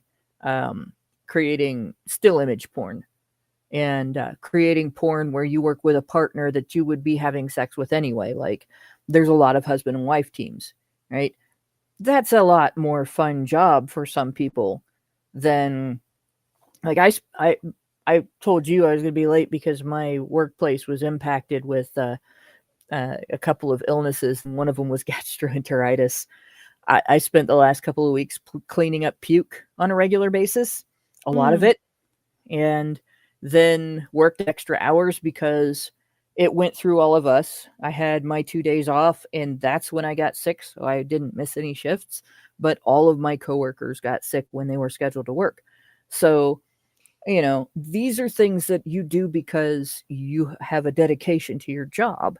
It's not fun to clean up puke, right? But you care about the person that you're there to take care of and the environment that you're there to create, so you do it. And then you're satisfied that you did what needed to be done for that job. And you've taken care of the individual and you've taken care of the environment. And when you leave and the next shift comes in, things are as they should be. And that's highly satisfying, even if the work includes aspects that really suck, that they're not fun. Women don't go into sex work because they can't find another job.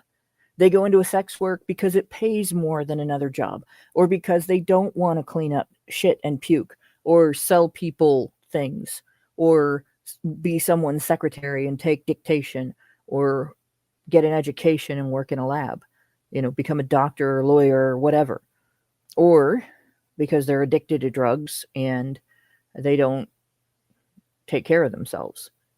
Some sex workers, they're not necessarily victims, but they're in a bad situation and they're continuing to make bad choices because of it. All right. But that's this idea that women go into sex work because they can't get other jobs is bullshit. Sorry, she doesn't understand the agency again. The agency involved in this.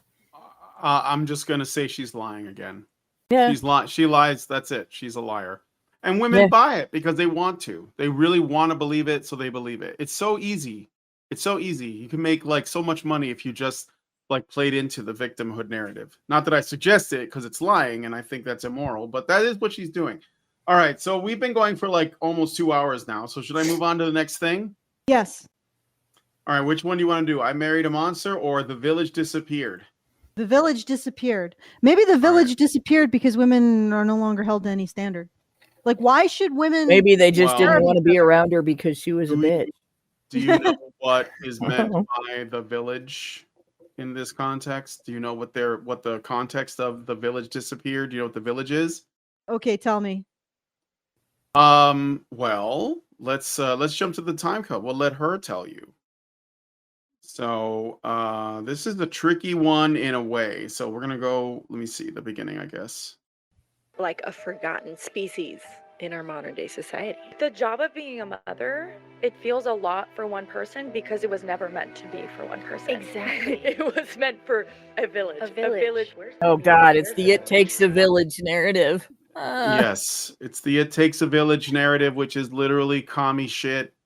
By the way, the village is well. Let's finish the soundbite here. Hold on. Why is nobody helping co-raise my kids with me like we used to? Hey, bestie. Oh my god, what is she wearing? All right, so the Let's say village. something out of the 80s. This is important for you guys to pay attention to, and this is like across most of this kind of content. What the left does is they marry a kernel of truth to a much larger lie so that it's harder for you to debunk it, okay? So the village is this idea, and I know that Natty has actually co-signed on this, and that's how I know she's been hoodwinked by this commie gobbledygook nonsense. The idea is that Hillary Clinton, like you said, she used to say it takes a village to raise a child. And that sounds right. Okay. It feels like, oh, okay, I get it. Like if you have a community and everyone is looking out for each other and they're all like, involved with each other's families and so the neighbors' kids and they know your kids and like we can all help out. That's what it sounds like. Sounds really good. Okay. But that's not what they really mean. And I'll give you another example of a group that brings up the village as well. And that is Black Lives Matter. The group, the organization on their website, which they've since taken it down or changed it, but it remains, the internet's forever. You can probably still find it. They said that they disrupt the traditional nuclear family by, basically disrupting is sort of like challenging norms like the family, which means destroying it ultimately, and replacing like the family as it exists with, I believe they actually use every word except father, like mothers, aunts, grandmothers, and parents, which is just like whatever the hell that means. And BLM was run by a couple of fat black lesbians. So they were literally about destroying the family. And when people agree, when they talk about that they agree with this concept of the village, or they don't like the term nuclear family because it implies that it's only mom, dad, and the kids, that's a lie as well. The nuclear means the nucleus of a much broader network, which includes your community, but also your extended family. That's not communist, but this idea of the village is, because ultimately it's about removing the father and creating a system where there will at first have to be a state that essentially runs the family, kind of like our welfare state does.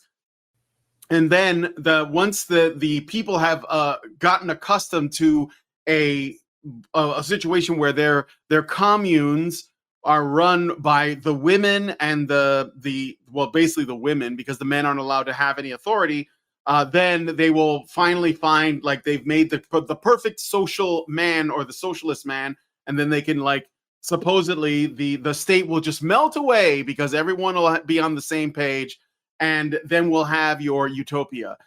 This is all lies, but I'm just pointing out, when she says the village disappeared, she is not advocating for a family with a father present. She is not advocating for that. She is not even advocating for an organically formed community, because if you lived like I live in a town and there are lots of people here that have kids and they're married and they've been together a long time, and there is not really going to be an issue of divorce. It's not really a problem around here. And the people do know each other and they have parties. When somebody has a birthday, everyone attends. That thing that she's saying is disappearing. It's not. It's just that where she's getting her info is social media. So there are women on social media who probably are not doing their due diligence, and they're lazy, and they don't want people participating in, they don't want to be a part of raising children. They just want other people to do it for them. And so they complain that there's no village action happening, but that's just not true. So that's why I wanted to make sure that you guys have to understand that when these people, when communists start using language like social and village, they are lying. They're trying to get you to believe something that's not real. They're trying to they're using words in a very, very dishonest way. People already can form communities which start from families and often are based in some kind of faith that keeps people together. But of course, Manifestelle, who claims to be a Catholic, which is clearly another lie, she doesn't believe in that. And her concept of the village is basically like, you know, if men are present, they're just keeping their heads down and doing the work that women don't want to do. But they I mean, don't like Mormons, authority. like the Church of, or the 7-day Adventists, the one that's like the crazy Mormons that all the other Mormons are like, we're not like that. That sounds Yeah. like that community. The It one with the sounds- sister wives. Yeah, the sister wives. That sounds 100% like that community. The men are forced into, like, they have to conform to the most strict moral standards.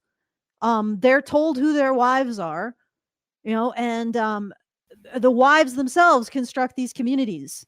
And then the other thing is that what they're finding is difficult getting rid of these Mormon, like specifically the Mormon polygamous communities, is that they'll get rid of the guy, the supposed head man, and then suddenly another one pops up. Mm-hmm.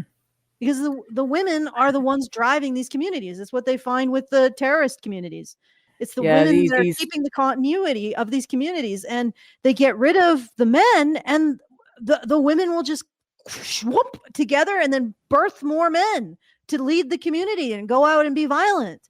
And the authorities actually recognize this, and they recognize that it's almost impossible to get rid of these kind of culty communities. Like there was this one community, this like Christian, it was not really Christian, but it was like almost this very strange, sexually abusive cult. And the head guy disappeared, and now one of his wives controls it. It's like you can't get rid of these communities until you recognize the power that these women have to continue them by instilling the values of these communities into their children. The men These are women are the figuring it. architects of the thing they are claiming is their own undoing, right? They are the architects. And there's a couple of ways in which they are the architects. Like, first of all, like Brian said, the actual community around child rearing within families and neighborhoods and towns and cities and stuff, that's not disappearing. That's alive and well and thriving in households and neighborhoods, in large communities, in small communities, in schools, in churches. It's everywhere, right? What she's wanting is for it to be controlled by women and run by women. And when that happens, women don't get along. They alienate the hell out of each other. They can't agree on what the standards are, and they don't show any accountability in regard to doing this task. So when you cut out all the men, you cut the backbone out of the body that is the village. And now all you have is people who are doing it for their own image, people who are looking to get something out of it but not necessarily give anything into it, people who are not trying to be role models for the children, people who are not invested in the welfare of the children but are invested in their own welfare or empowerment, which, like, in my professional experience, the term empowerment means something entirely different than the way feminists use it, right? Empowerment is if you have somebody that on their own, they can't maybe walk very well, but you give them a mobility device and now they don't need somebody else's permission to get up and go to the bathroom. That's empowerment, right? Feminists don't do that. For feminists, it's more you're able to put your debauchery on display and people aren't allowed to criticize you for it. That's their idea of empowerment. So when you take this notion of the village and you put other feminist values in around it and everything, what you're basically creating is a zoo, a circus, not a village. These women are not having difficulty finding what they're looking for. They're looking for something that was never the way children were raised, because if humanity tried to do it that way, we would have died out as a species eons ago. Yeah. Well, yeah, I think that it's just important that we understand what's going on here with this language. And it's funny because Manifestelle will make references to other feminist work to justify her claims, which is like basically the snake eating its own tail. Like they reference each other and they call it the truth, but there's no root from which it spawns that actually proves anything. So it's all like self-referential, like AI art.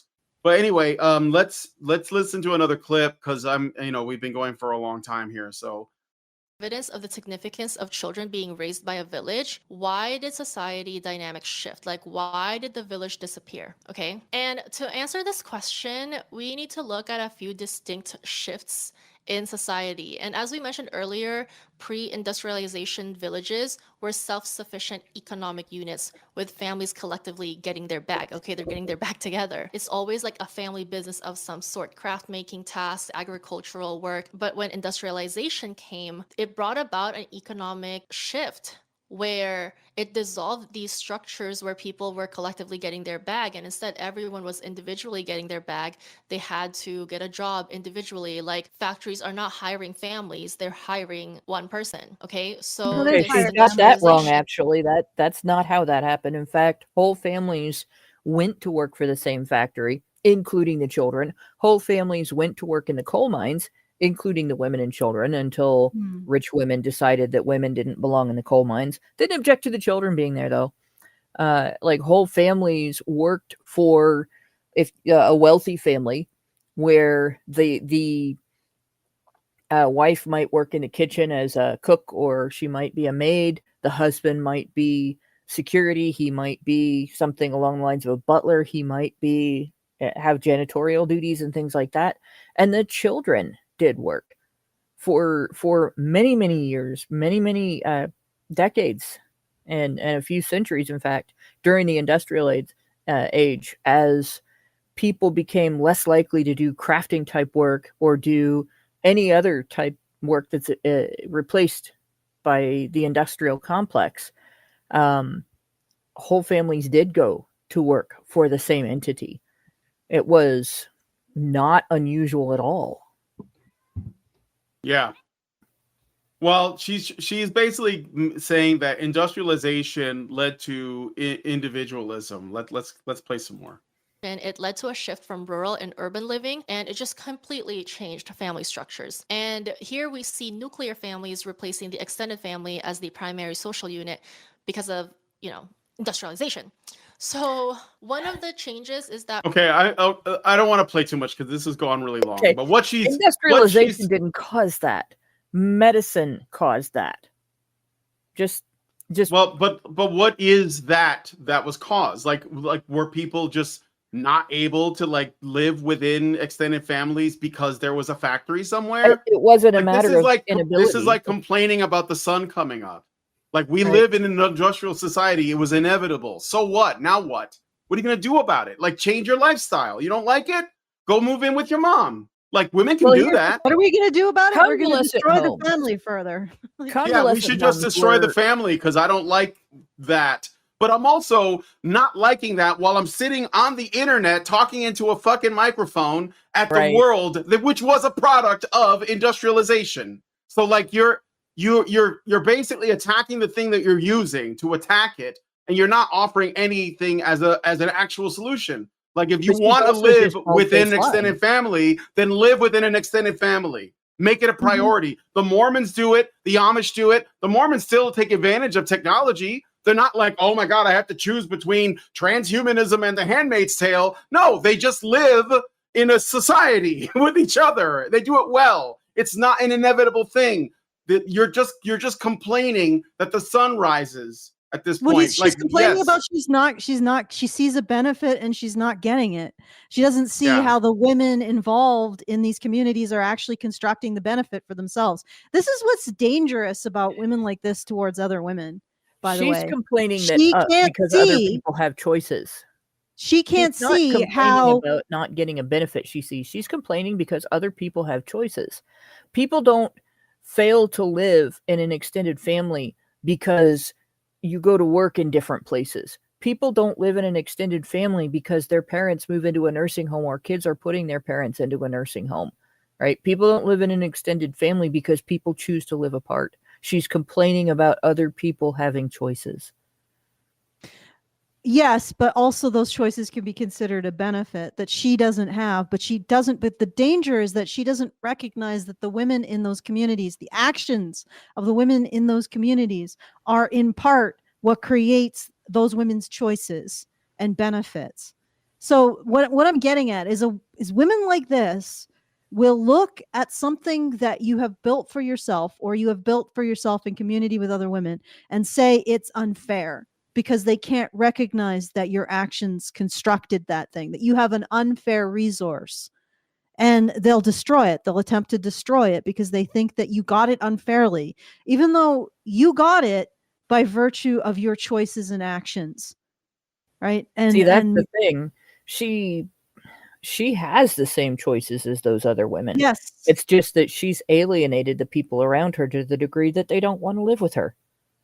Or, I mean, there's a lot of fragmentation going, but she's definitely not talking about the values that would lead to a woman having a community. Like the thing is, she talks about atomization, but everything out of her mouth is envy and competition and get your bag and secure your bag while getting his bag. It's like that. These are not the choices or these are not the things that you aim for if you want to be part of a community of like-minded people helping you, is what I'm getting at. So it's like the whole sitting in a pile of shit thing. She's choosing to sit in a pile of shit and she's not recognizing that her choices are putting her there.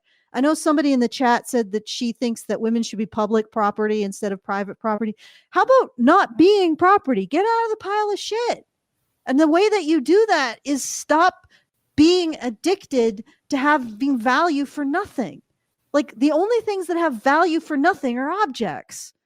People should have value for what they do and their wisdom, what they build for themselves. Right. And this is the thing that women have to navigate, is that for a brief time in their life, possibly even less than half their life, they get a lot of value for virtue of just existing, a lot of sexual value. But then for the rest of their life, they don't. Right? That's gone. Goodbye. And what do you do then? And like I said, if they do not want to be sex objects, if they don't want to sit in the pile of shit, get out of it. You have to choose to get out of the pile of shit. Stop complaining about the pile of shit when you're choosing to sit in it. Get the fuck out of it. All right. You can play the next thing she's saying really quick, because I think she's about to reverse cause and effect here. All right, let's see. Urban homes, they can no longer accommodate extended families. And with the growth of the factory. So she says one of the reasons that people don't live in extended families is that urban homes don't accommodate extended families, right? That's backwards. One of the reasons that urban homes don't accommodate extended families is because of how long it has been common for people to choose to not live in extended families.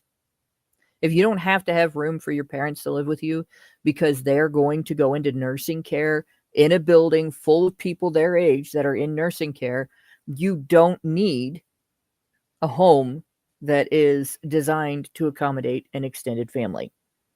Like, that's just the way that it is. And so the market follows the needs of the consumer. The market follows what people will pay for. And if people aren't buying extended family homes because parents are going to live in nursing homes, siblings are making their own homes, people are moving hundreds of miles apart from each other. I live 1,000 miles away from my brother and his family. For instance, they moved to Florida, for their health, actually, because Ohio is not a very healthy place to live. Like, we're actually the reason the EPA exists. But I'm not kidding. I actually looked it up. There's quite a bit of truth to that. But in any case, this thing of people can't have extended families because apartments exist. Bullshit. If you want to have an extended family, you don't go live in an urban area. If you want to live in an extended family home, you move to the country. You pool your resources, you buy a farmhouse, you have plenty of room for an extended family home. You go to a small community, you go to a suburb, you go to a rural town instead of an urban community. You do what it takes to find the space that you need. But most people aren't. It's not their goal to do that. And it doesn't have to be. And so, yeah, she really did reverse cause and effect there. And I'm sure she's doing that with quite a number of other things. Well, Because she's female and women do not I'm sorry, but I'm going to be sexist about this, all right? Women do not identify cause and effect very well in circumstances like this. They don't think of it as problem, evaluation, identification of solution, and then effort towards solution. It's problem, okay, who do I blame for this? Right? And Yeah. it's not a masculine behavior, it's feminine behavior, and she's doing it. Yeah. Well, I mean, it's like they look at something and they can't see their own actions. It's like this gigantic blind spot in their thinking. And it's Yeah. really interesting because, again, you're going to spend half of your life in that blind spot, ladies. You might as well figure out what's in it. If you spend your whole life looking at the world around you and you never consider, all right, how does this work? Why is it like that? And instead, all you're considering is, how does this affect me and whose fault is it?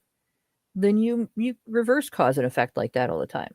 And I will, it's because she's female, right? She never has to really live like that. She never really has to make it a focus of her life to understand, how does this work and why is it that way in order to determine what she's going to do. She only has to determine who to call for help.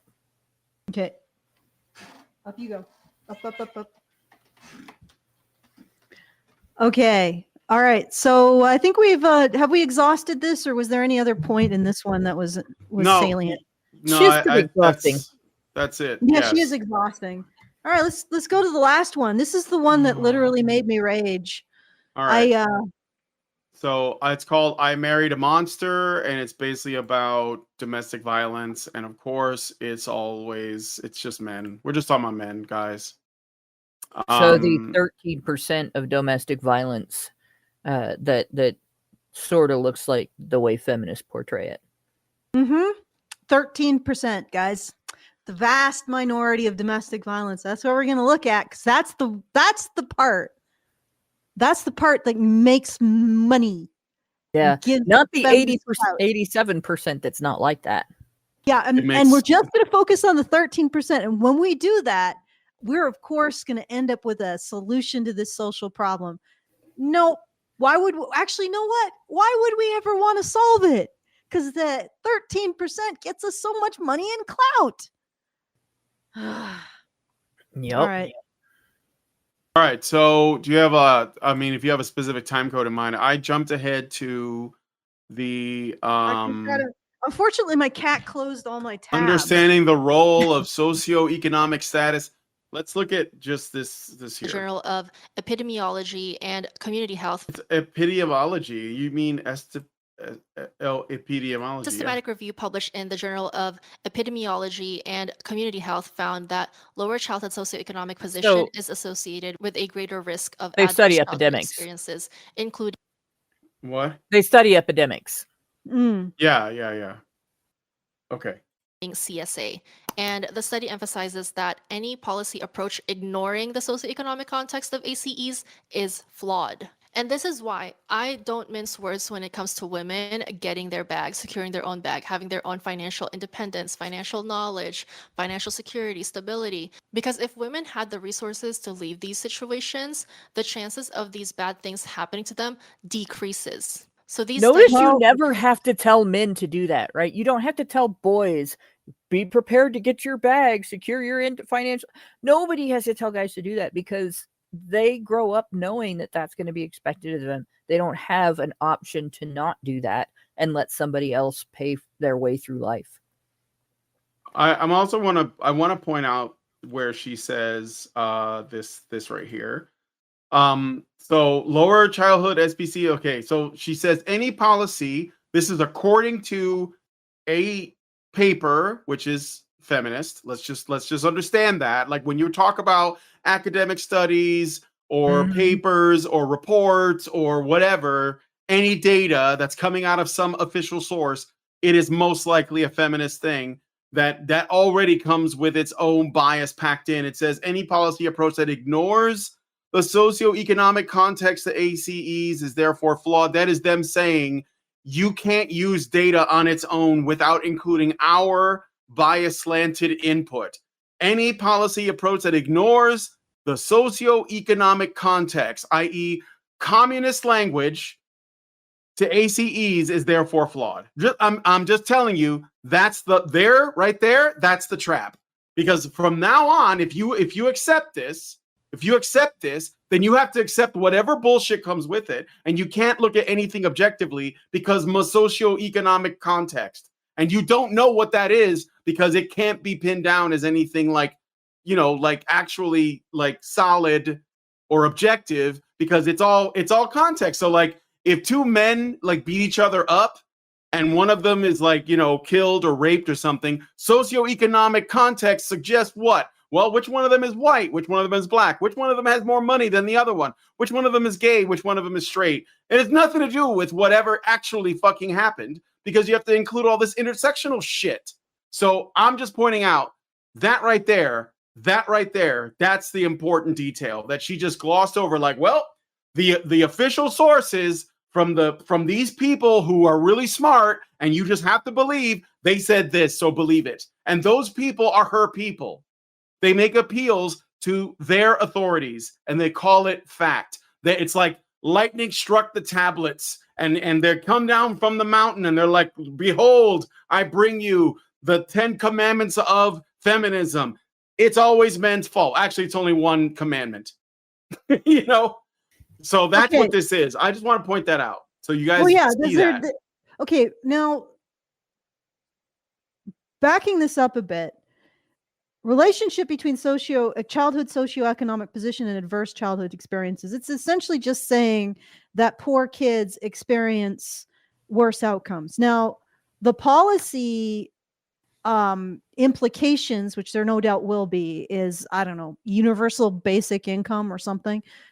They usually go into this kind of thing. But the thing is that they may have inverse causality. It may be that these behaviors create poverty rather than poverty creating these behaviors. But I'd also like to point out. Yeah, go ahead. I'd also like to point out that looking at economic factors sort of is in contradiction to let's blame men.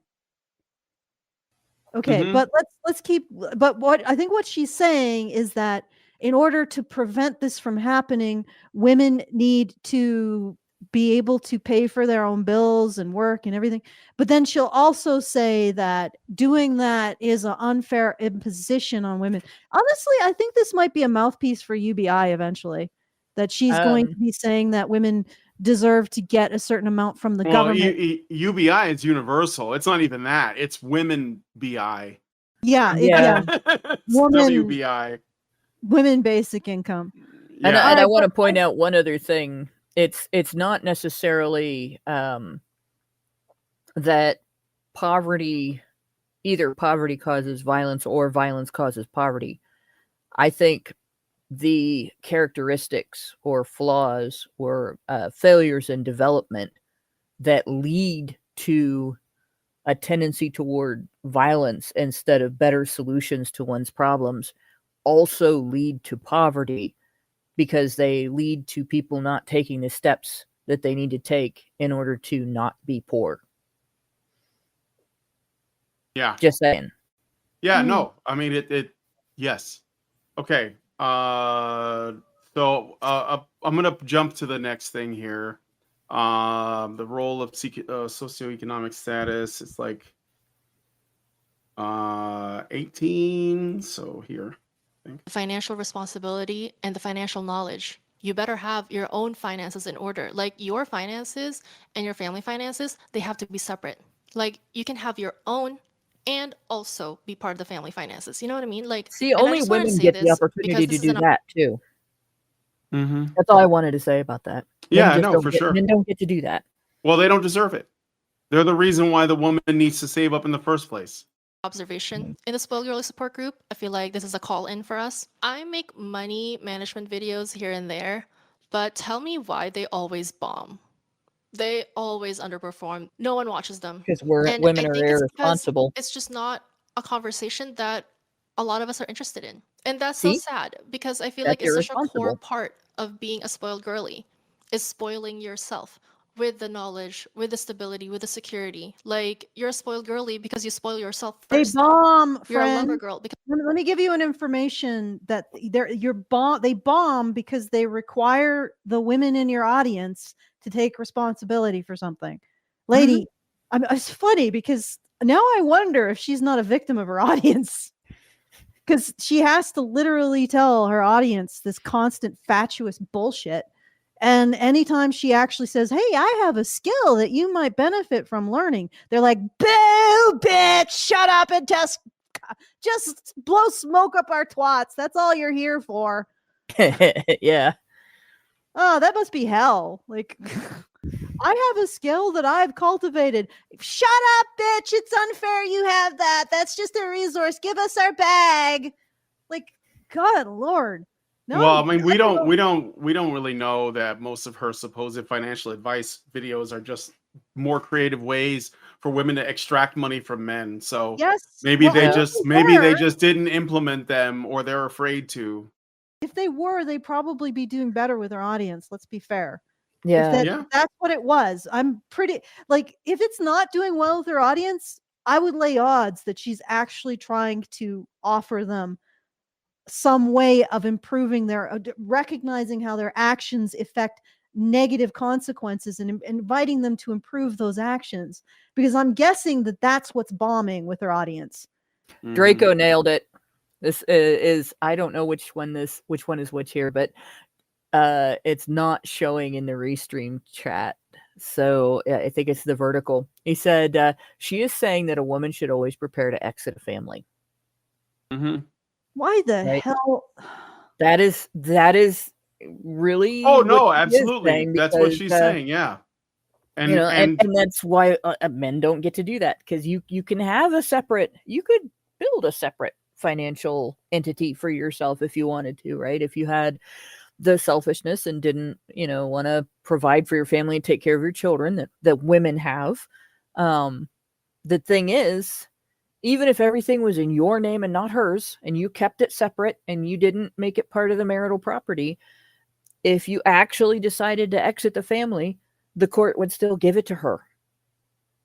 They would take it from you if she knew about it. If in fact, if you don't tell the court about it in some places, you can go to jail for that. Yeah. All right. I think there's a bit more of this. So sure. Because you love yourself most. Okay, so you love yourself if you most. truly want to empower yourself and other women, please learn about money. Okay, you don't need to be rich, but you need to be secure. Moving on, here's a little detail that I didn't see people talk about, and it's about how the mother claimed that the man presented himself as a quote-unquote good Christian man. And we've done a class on good religious men, good Christian men, good Mormon men. And one thing about these people who use their religion or ideological affiliation as proxy for being an actual good person. You mean like you do when you That's call what yourself a feminists Catholic? Yeah. Yeah. Or when feminists claim to care about women. I'm sorry, that's not steps to protect children from harm. I think that's like the last thing I got here. So she goes on to, I just want to point out that she is a fake, period, just a fake. Okay. Yeah. And it's the man's biological daughter. The man still does it to his own children. You can do everything right and these things still happen. But the best we can do as a community, as a society, is to arm ourselves with knowledge so that we can prevent this from happening. Speaking of arming ourselves with knowledge, Darkness to Light, the charitable organization that we are fundraising, created the 5 steps to protecting children. And here's a quote from their website. 1 in 10 children in the US will be essayed before the age of 18. Darkness to Light believes that adults are responsible for the safety of children and that adults should be taking proactive steps to protect children from essay. It is unrealistic to She think means sexual assault, but she's afraid to say it. that a child should be responsible Not- for fending off such advances by an adult. And step 1 is learn the facts. Understand the prevalence and realities of CSA and recognize that it can happen in any community and that most harmers are known to the child. Step 2 is minimize opportunity. Reduce situations where a child is alone with an adult or older youth. Implement policies that promote group activities and open environments. Step 3 is talk about it. Okay, already she's Encourage making a open mistake. All right. Mm. Most people, the vast overwhelming majority of people, as in you could be in a room with hundreds of people and there not be a single perpetrator in that room. Most people are not perpetrators, right? The people who are perpetrators do it over and over again. They do it to multiple people, not just one. And they do it until they are caught and stopped. So throughout their entire lives, because they have something that went wrong during their development and never got corrected. And they do have behaviors that can be recognized by the people around them. And it is more likely for somebody to get sexually assaulted as a child, raped, whatever form of sexual assault takes place, by an adult that is being tolerated because people are afraid to criticize that adult's behavior for some reason or another. And I guess the best way to put it is the largest group of adults for whom the protection exists of political incorrectness involving criticizing them is women, right? One of the largest groups of sexual assailants is women within systems that children are put into because the state says you have to. And that's not just the school system, but that is one of them. But the other one is the juvenile justice system. Right? And you look at the juvenile justice system, the majority of victims of sexual misconduct were victimized by staff. The majority that were victimized by staff, despite the fact that women were less than half of staff, were victimized by women. And the majority was boys. That's because the majority of people that get put into the juvenile justice system are boys. And it doesn't matter whether it's because they actually did something they shouldn't do and are in there as a punishment, or that it's wrong to put them in there. The fact that the majority that are assaulted in there, sexually assaulted, are being assaulted by a minority within a minority of the employees, women, tells you something. People are always looking out. Oh, there's a man going to be alone with our children. He must be dangerous. Watch out for both sexes. Watch out for creepy behavior. Watch out for people who feel entitled to get between you and your children. And watch out for people who use, you can't criticize me because it's politically incorrect to suggest this. Okay. And stop just trying to blame men. All right. So I think what we were getting into was she was reading off a website who deals with sexual abuse of kids. Darkness to Light. Yeah, I think that I would get away from that because I haven't actually looked very deeply into this. Let's just go with what she's asserting, because she proceeds to assert a whole bunch of very destructive. Well, I want to. misdirections. Yeah, I jumped back to earlier in the video because Yeah, that thing up on the screen kind of interesting. Well, that's where I jumped to. This will be the last time code, but this is like the money. This is like the money shot. This is the delivery right here, where she uses the data from Darkness to Light to make a slightly. This is again marrying a truth to a lie to make a different point. So let's let her say this, and then I'm going to turn my microphone off, and you guys can say whatever you want. Okay?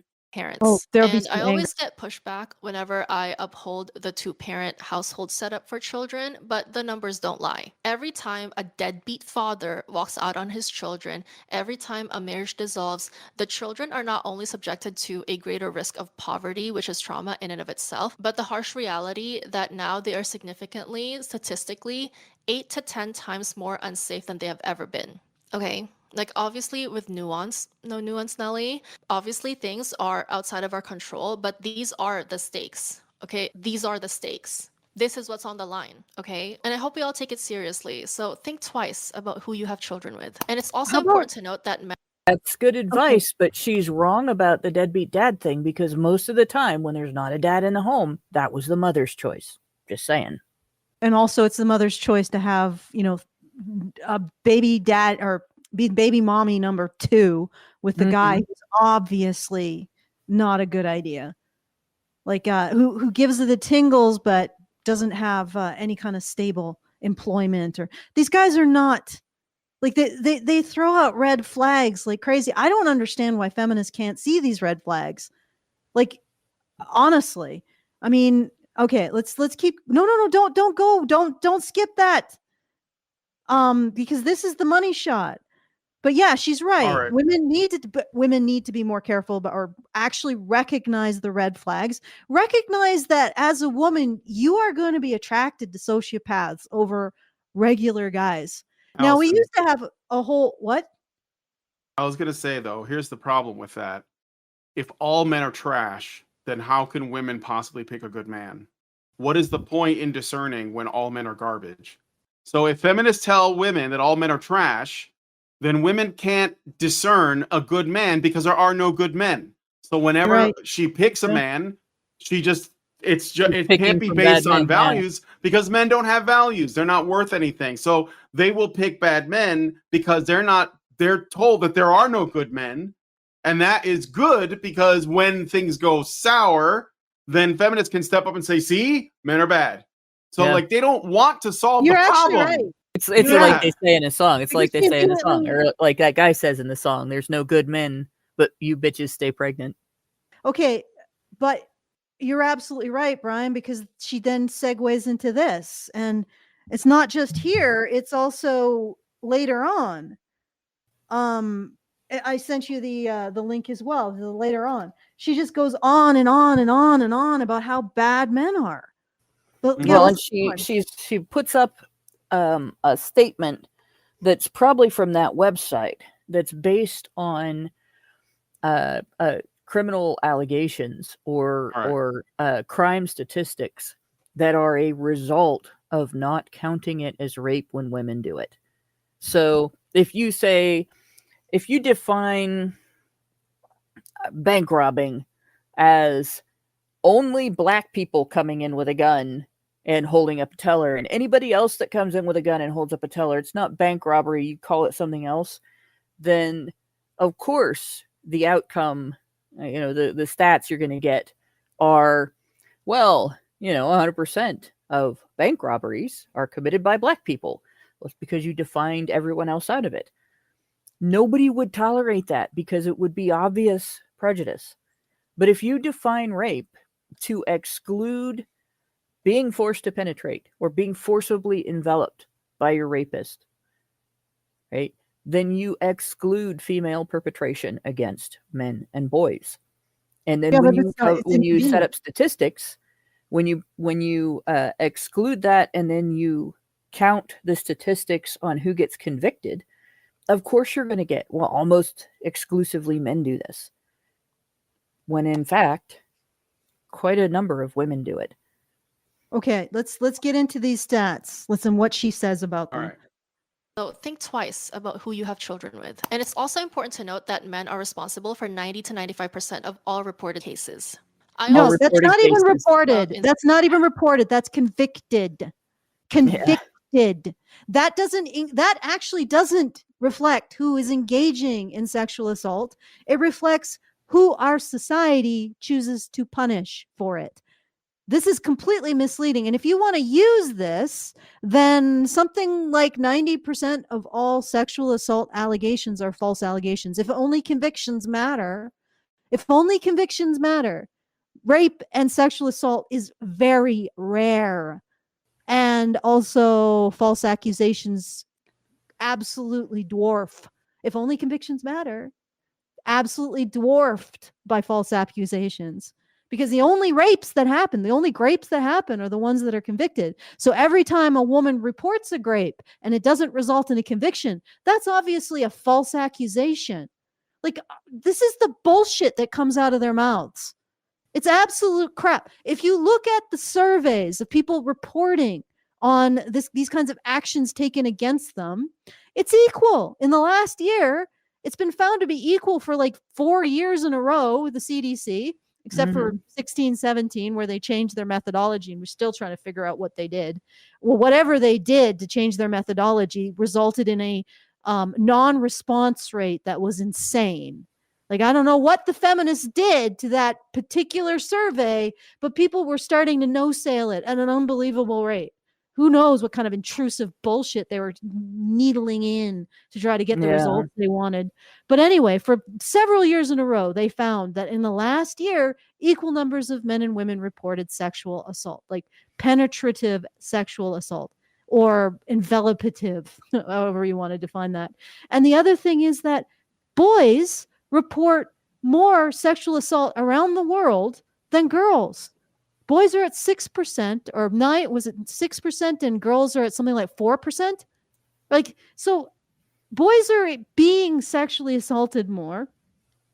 There is now more and more evidence that a lot of that sexual assault is being done by women and girls. And then the other thing is that there are huge rates of sexual assault by women in the histories of male rapists. And there's also a longitudinal study that looked at this and found that being assaulted by a woman is the single largest causal factor. Now, the largest dual factor is being assaulted and neglect. But the single largest causal factor is being assaulted by a woman, for a boy to go on to assault others. And that's just a minority, by the way. So bullshit that this is some sort of thing about men. This is infuriating. And they always hyper-focus on sexual assault because there's a confluence of social, legal, political factors, custom factors that lead to only the sexual assault done by men and boys being reported, while the sexual assault done by women and girls are poo-pooed. And that you should be grateful for that. You know, that's just the cost of doing business. You know, we are not at the point as a society yet. When it comes down to it, recently recognized that women sexually assault. It's going to take a while before we really understand the prevalence, and there is significant evidence that it is high. So this is when not it comes a male down behavior. to it, if you really want to protect your children from being sexually assaulted, besides the fact that you're going to teach them about boundaries, you're going to teach them to stand up for themselves, you're going to pay attention to the people that you allow them to be alone with. And you're going to make sure that you have a good, close relationship with your children so that they can come and tell you if they're uncomfortable around an adult or something happens that you should be concerned about. You also should be prepared to believe them. If they say something politically incorrect about a woman or somebody who is an alternative sexuality or somebody who is a minority race or any other reason that somebody might be able to use their identity status as a shield against criticism of their behavior. You have to be prepared to say, no, fuck that. You still can't behave this way toward my child. I don't care if I'm going to look like an asshole or a bigot or whatever for criticizing you. You can't do that. I wouldn't put up with it if, my brother or sister did it. I'm not going to put up with it if you do it. And that's it. You can't let those things be a shield. And you can't let your kids be naive,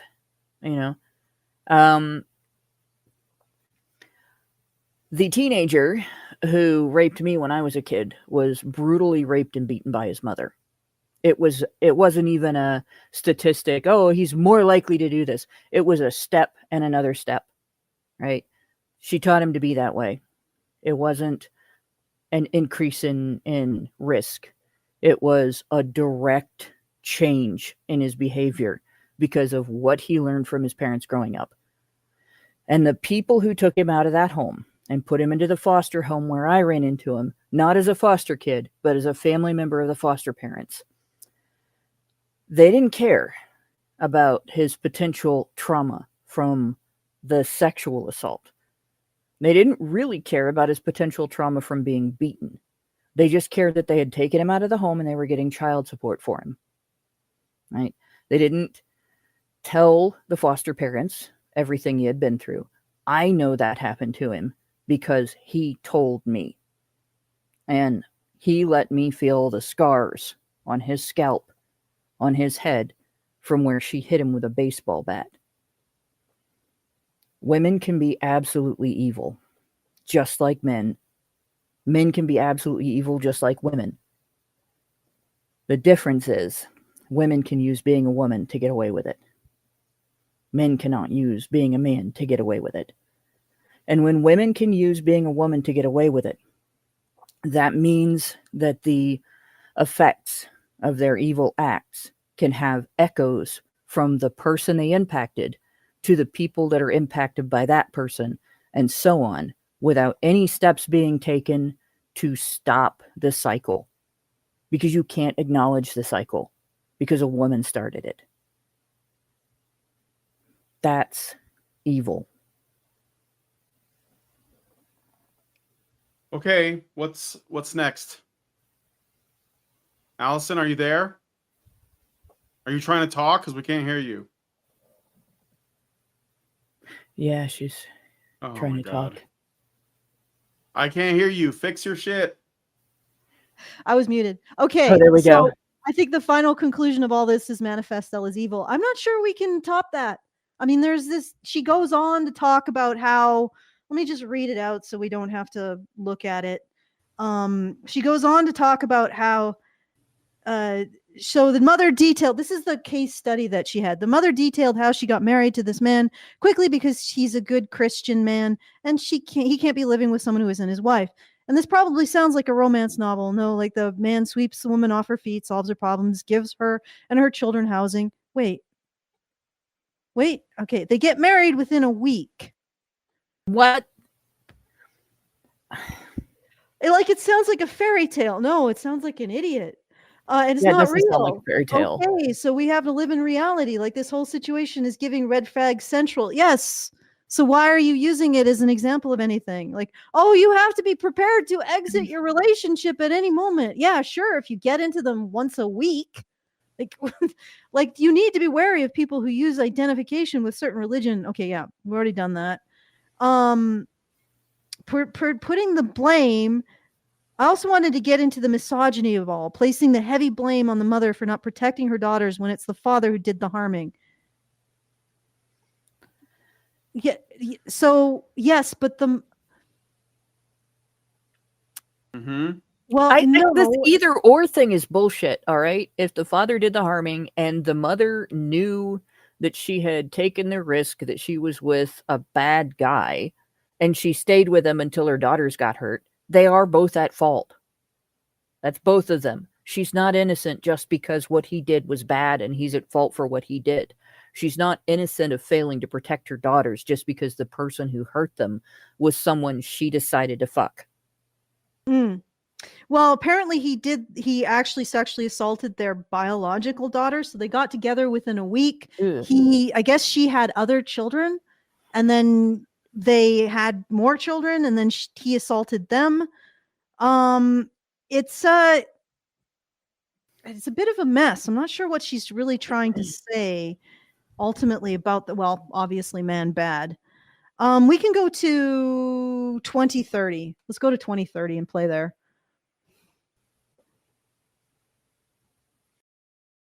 Psychopathic men, narcissistic men, harmful men like this, they can be very charismatic. They're so good at making you feel like you're high on cloud 9 about yourself. and then they make you That only dependent works if on you're them for the high. vulnerable. Okay, so you overlook everything The else Well, ego it as works. long as you No, get actually, your supply. she's which right.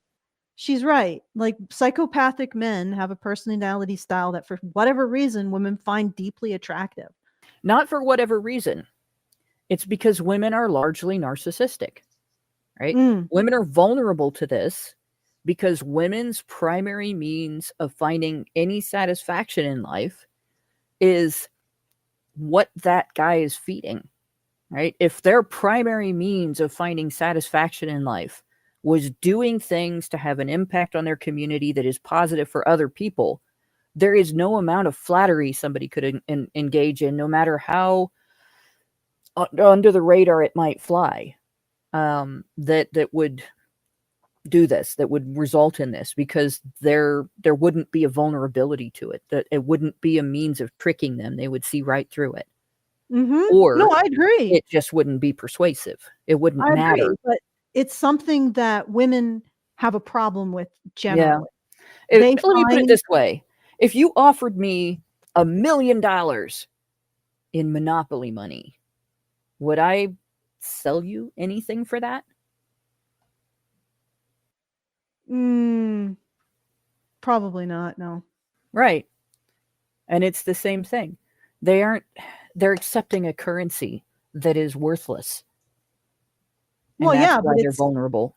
Yeah, but they're looking at that well, specifically the researchers that looked into it looked at it as a potential evolutionary adaptation, so that psychopaths, essentially it's a reproductive strategy to be more initially attractive to women.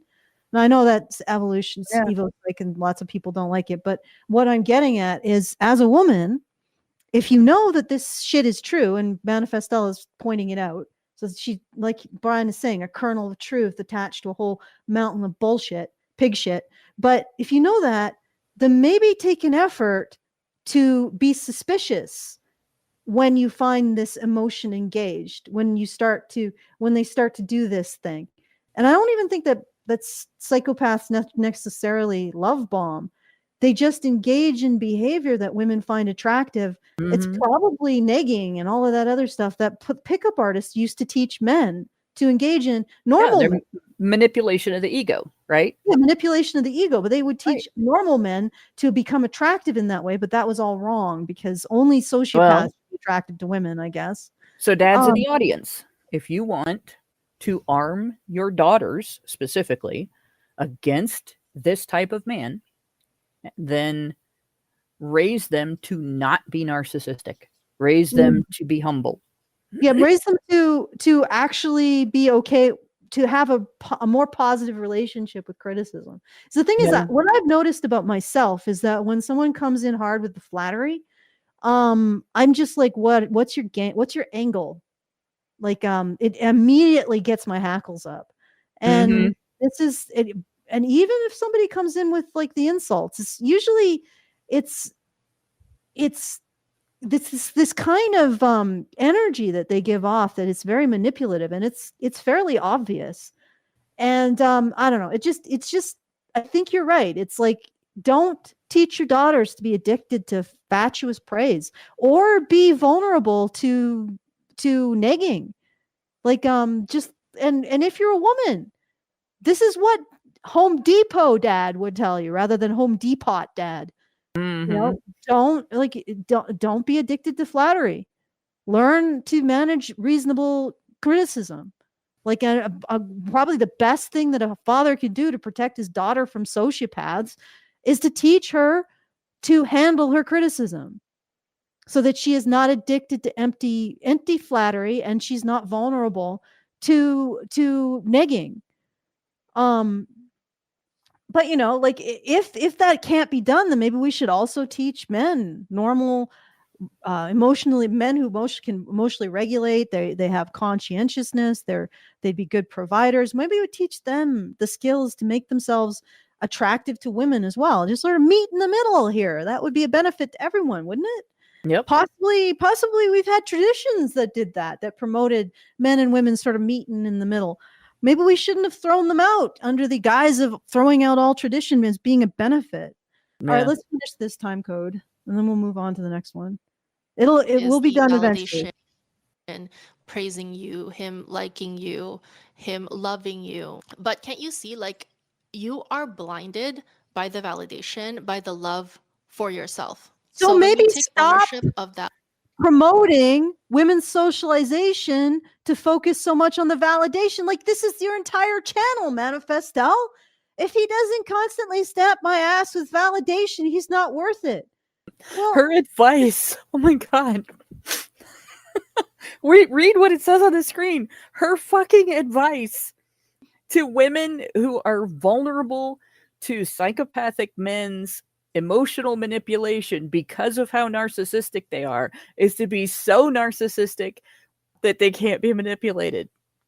There is no such thing. The more narcissistic you get, the more it bothers you when people don't approve. yeah, the more you'll be responding to negs, the more you'll be responding to the sociopathic personality. Like this channel is women. Do you want to die alone with children? Do you want a baby daddy and not a husband? Listen to me, Manifestelle. I'll make sure all of your nightmares come true for you. Like, literally, get off the narcissism drug. Learn to take criticism. Learn to make mistakes and recognize them. Learn to see yourself in terms of your actions. You don't want to end up with a freaking sociopath. That's what you do. When you do that, sociopaths light up like glowies. They become instantaneously obvious and hilarious at the same time because they're so easy to just poke, and you make them do funny things. And it's like they're just not attractive anymore. That's what you do. But Manifestelle is giving you the recipe for a nightmare life, misery. All right. Speaking of misery, let's finish this. All right. I got a super chat I should read really quick from Mr. Playlist Man for $5. He says, Allison, what was the solution that feminists rejected that would help with rape statistics? Okay, that's it. I don't know the answer to that, but psychological interventions, therapies for rapists. So looking at it in terms of a psychological issue that can be an individual psychological issue. So recognizing the trauma that a man had experienced and resolving it in terms of therapy, like various forms of therapy. That's what they didn't want, those interventions. I actually have a recording from a radio in the 90s where they talked about these kinds of interventions with at-risk youth. So they were doing it. And what they would do is they try to get in there, help deal with the trauma, because a lot, and I believe the woman who was part of this program talked about it. These young men have tremendous amounts of physical, sexual, and neglect-based trauma. So you'd get in, you'd work with them to overcome that.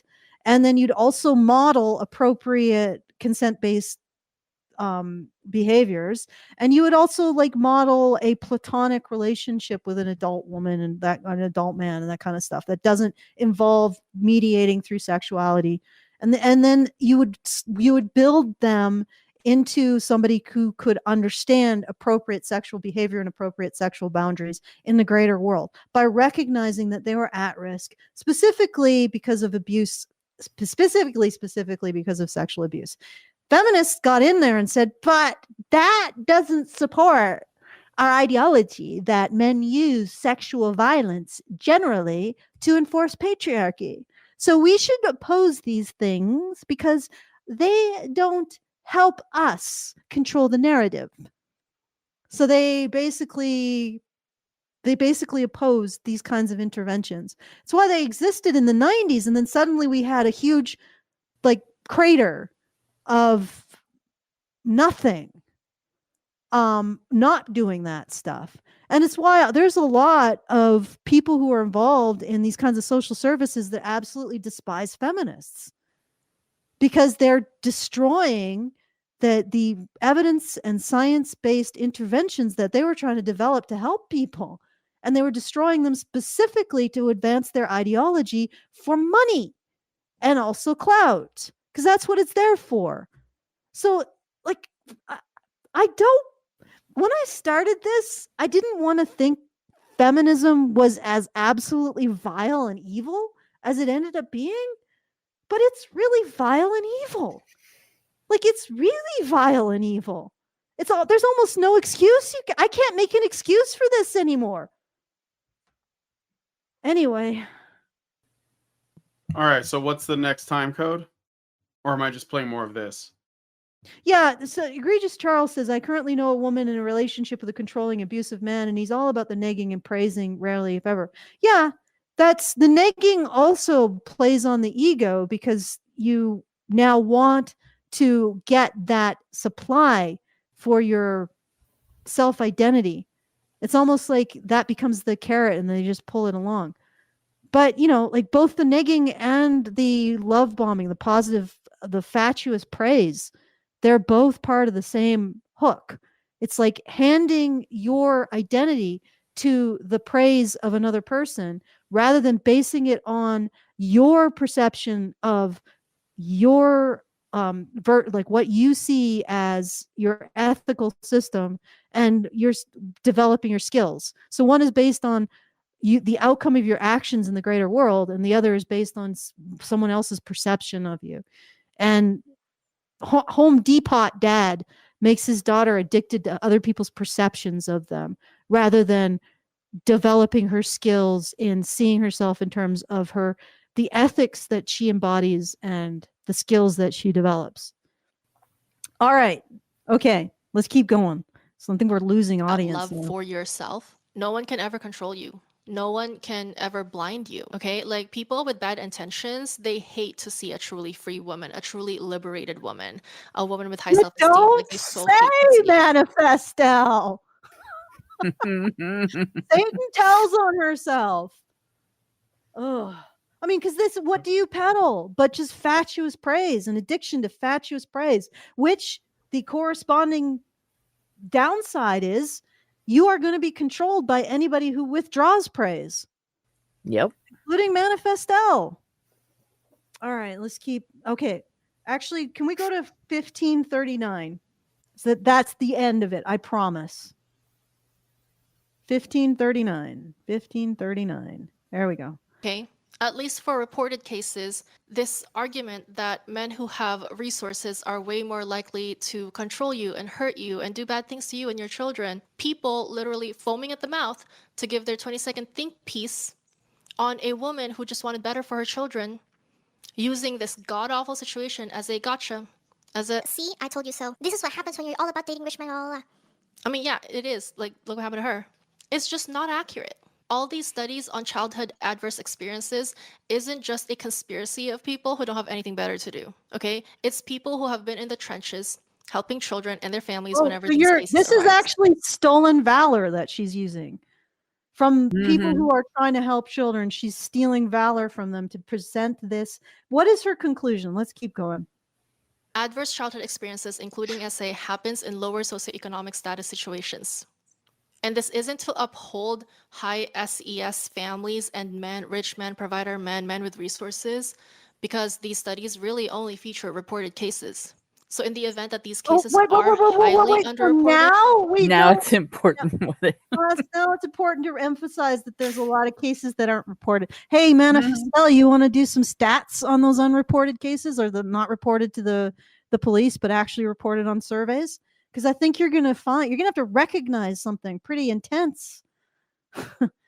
The sheer rate at which women perpetuate sexual assault. All right. It's even more obvious when women tell on themselves. And I actually put a graphic in, and I thought I had the book next to me so I could tell you which book it was from. And I think I am wrong, and I don't have the book next to me. But yeah, no, that's not the book that I was thinking it was. But in any case,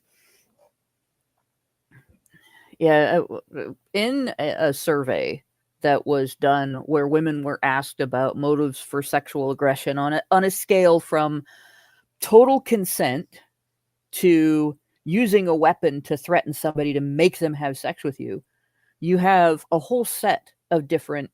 So if you look at like Brian came prepared. Yeah, I sent him that. That if you look at the first set of that, like the first one is obviously that's consent, that's not aggression, right? And you initiated contact is just assertiveness. You overestimated your partner's desire. So that doesn't necessarily indicate that the individual acted inappropriately. But when a man does that, it's presumed that he's predatory. So from there on down, everything else in that list is stuff that men get accused of being predatory for doing, right? And this is, people will look at this and say, oh, it's such a tiny little sample size. But they've made allegations gender wide against men based on studies with smaller sample sizes that had less straightforward questions and then were interpreted. You attempted to arouse your partner, right? Using my biology against me. You threatened to end the relationship. Okay, that's manipulation. You said things you did not mean. That's where feminists start accusing men of rapey behavior. Oh, you lied to get sex. That's rapey, right? You pressured with verbal arguments. They call that rapey. You questioned your partner's sexuality. That's abusive. That's genuinely abusive. And they would consider that rapey, right? So we're looking at, from you questioned your partner's sexuality down from beneath that, we're looking at things that are abusive ways to use sex. You had sex to make someone else jealous. That's abusive. You had sex to hurt someone. You had sex to end another relationship. And you're seeing these percentages are all, this is more than 1 in 5 women for every single one of these. More until you get down to gain something from a person in power. Then you're at 1 in 4. To express your anger at your partner. To retaliate against your partner for whatever. To gain power or control over your partner, right? And then number 15, feminists call that rape while he was drunk or stoned. Number 16. Number 17, by getting him drunk or stoned, right? That becomes actual substance facilitated rape. While he was a minor and you were not, 29.3%, all right? That is 3 in 10. That is just shy of 1 in 3. So a third of women in this survey admitted to statutory rape. And we're looking at, this woman talking about this as something that men do. Yeah. Something that men do to little girls. Yep. A third of women admitted to statutory rape. Did you want to go further down? Oh, yeah. Yeah. I wanted to emphasize that because this is something that we hear most statutory rape, most molestation, it's male perpetrated, not according to women's own admissions. All right. By using your position of power and authority. 1 in 4. By taking advantage of a compromising position, right? 30%. So 3 in 10. By threatening to use physical force. Almost 30%. That's 27.8, real close to 30%. So almost 3 in 10. More than 4 in 10. Right? By using physical force. 1 in 5. 1 in 5 women has used physical force to make a man or a boy have sex with them.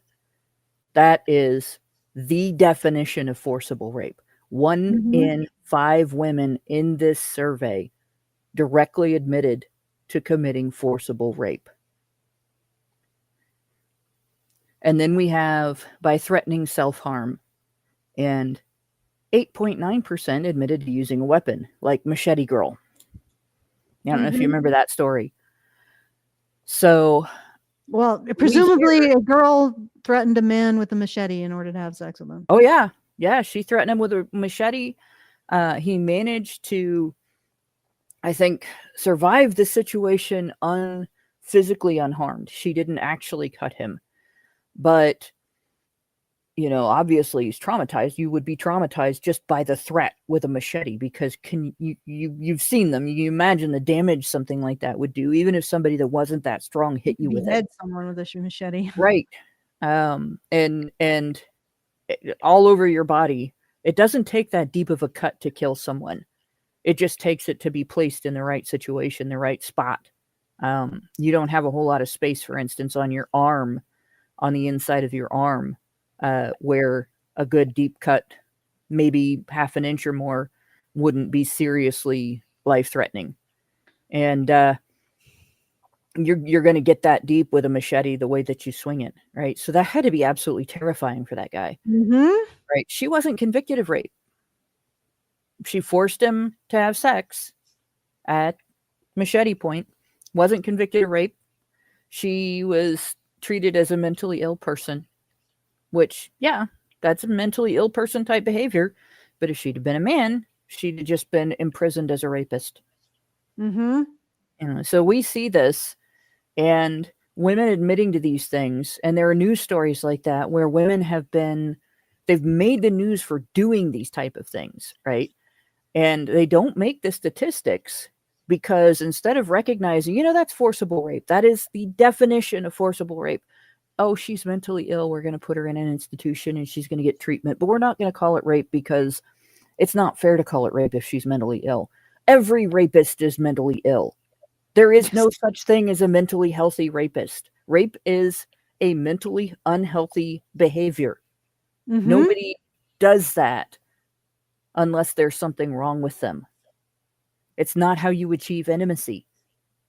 So the idea that women don't do this and it's only a male behavior is based on ignoring information like this, or excusing information like this, or shuffling it off to the side. Well, it's too small. There might have been flaws with the study. We're not going to pay attention to what women said about themselves, and taking cases like that and compartmentalizing them by not acknowledging the fact that something can be a manifestation of mentally unhealthy conditions and still be a crime. Yeah, and this particular, I guess we're going to have to figure out how to be able to show these kinds of documents on the. I know you can't see the whole thing, can you? No, you can't. On the vertical, it's really small because there isn't a lot of space to work with. So, well, maybe what we could do in the future is just change it to something that shows the document and maybe the person talking about it. But that requires a bit of discipline, I know. On the part of the part of your panel, Brian. That's what I mean. But the other thing is that this isn't isolated. When you actually define women forcing men to have sex as physical sexual assault, or you actually capture that activity, and you don't, like the National Violence Against Women survey actually doesn't capture women forcing men to have sex using their vaginas as rape. But when you actually ask questions related to that activity, when you reduce the memory errors by restricting it to the last 6 months or year, you start to find a huge rate of sexual assault by men, of men by women. And there's more studies that find this than just the one that we've been talking about. So what I want to point out, two things. One, what Brian talked about, how actually it's all men. That's what she's saying here. It's all men. And she's specifically using the statistic on sexual assault to justify a combative relationship with men.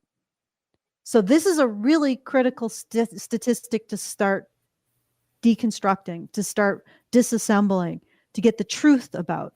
And the truth is that humans be rapey, and that's both men and women. And actually, we're not really that rapey. I mean, there's some species that's basically all they do, like ducks and porpoises. But this is not a male thing, and this is the keystone. This is the Rosetta Stone. This is the holy grail for female self-righteousness. The stats around sexual assault.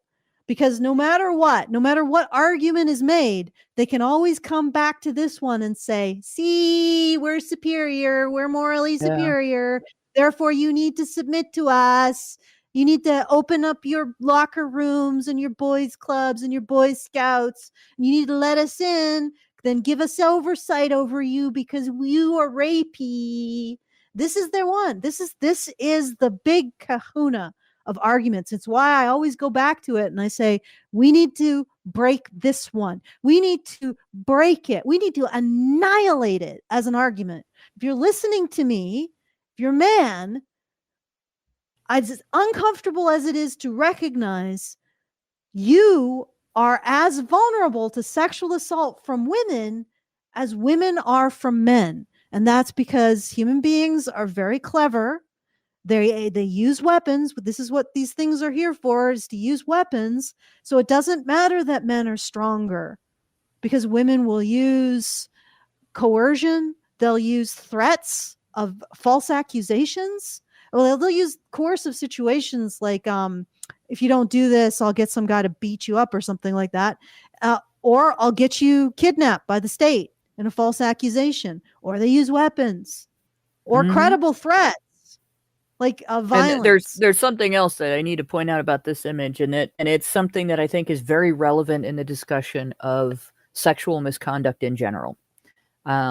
Because it is a form of violence. These are forms of violence or forms of predatory behavior. And this survey was a survey of college-age women. And a lot of the surveys where feminists get answers from men that have a higher prevalence than you would expect of yes answers for sexually aggressive behaviors and sexually predatory behaviors are college age men. And as you get into older ages, you see less and less of this, similarly to how you would see, when was the last time you got into a bar fight? And you ask people just that question straightforward, you're going to get a lot more recent answers among the younger crowd than you will among the older crowd. And the reason is violence is an immature behavior. Aggression is an immature behavior in general, because people, as they age and as they mature, they learn better ways of handling conflicts of interest between themselves and other people. And they learn better ways of gaining what they crave from other people. And they learn that aggressive means of obtaining intimacy may get you sex, but it doesn't get you intimacy, because the other person is not participating in an intimate manner. They're not on board with you. And so you don't get that experience when you engage in an aggressive behavior sexually, unless the other person is into that, which does happen on occasion. So you see, like, if you parent children, you see a huge amount of physical aggression in toddlers. Infants can't be aggressive because they don't have the physical bodily control. As soon as they start gaining physical bodily control, if you have children that are close in age, like less than 3 years apart, the older one will start beating on the younger one until you teach them not to do that. And you have to instill a sense of love and consideration and compassion for the other sibling, or they don't develop a sense of guilt over hurting the other sibling. And these types of things, as you raise your children and you instill those values in your children and you let them hash out their conflicts with each other and learn the benefits of negotiation and cooperation and compromise and things like that over using aggression to get what they want, you see their behavior change over time. Some people take longer than others, and so you end up with somebody that into their 20s and maybe their 30s even uses aggression and manipulation and other forms of non-cooperative behavior to get what they want from other people.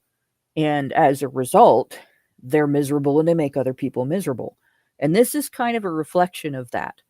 And I would put money on it that if you ask exactly the same questions between men and women, and you do it in a way where they don't think they're admitting to a sex crime when they answer the questions, you will get more yes answers from women at the same age group, in like college age and in their 20s and in their 30s, on this particular subject, because they're less likely to have learned those cooperation skills, those negotiation skills, the value of everything else that's not aggression and manipulation, as a means of connecting with other people and getting the result you want in your encounters with other people.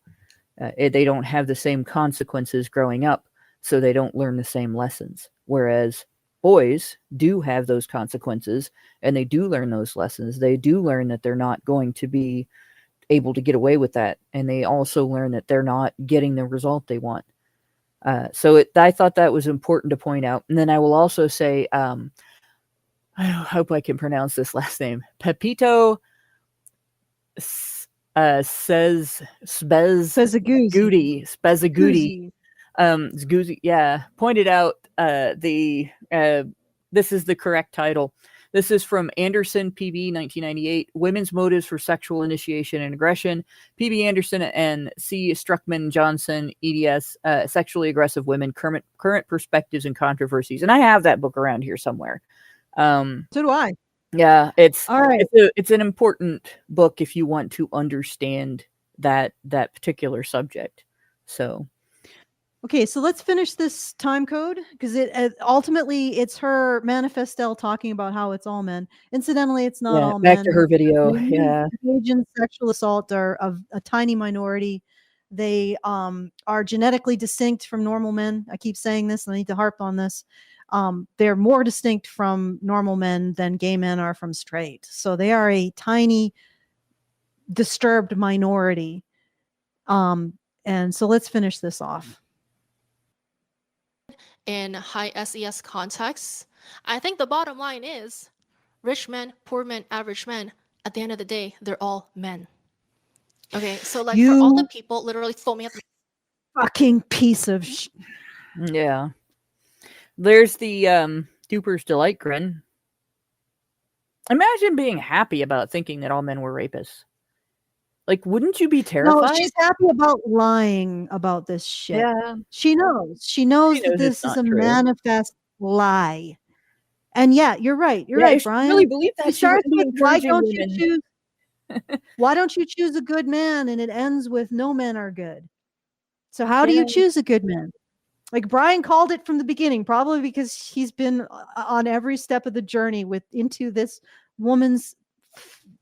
And the thing is that look at her channel.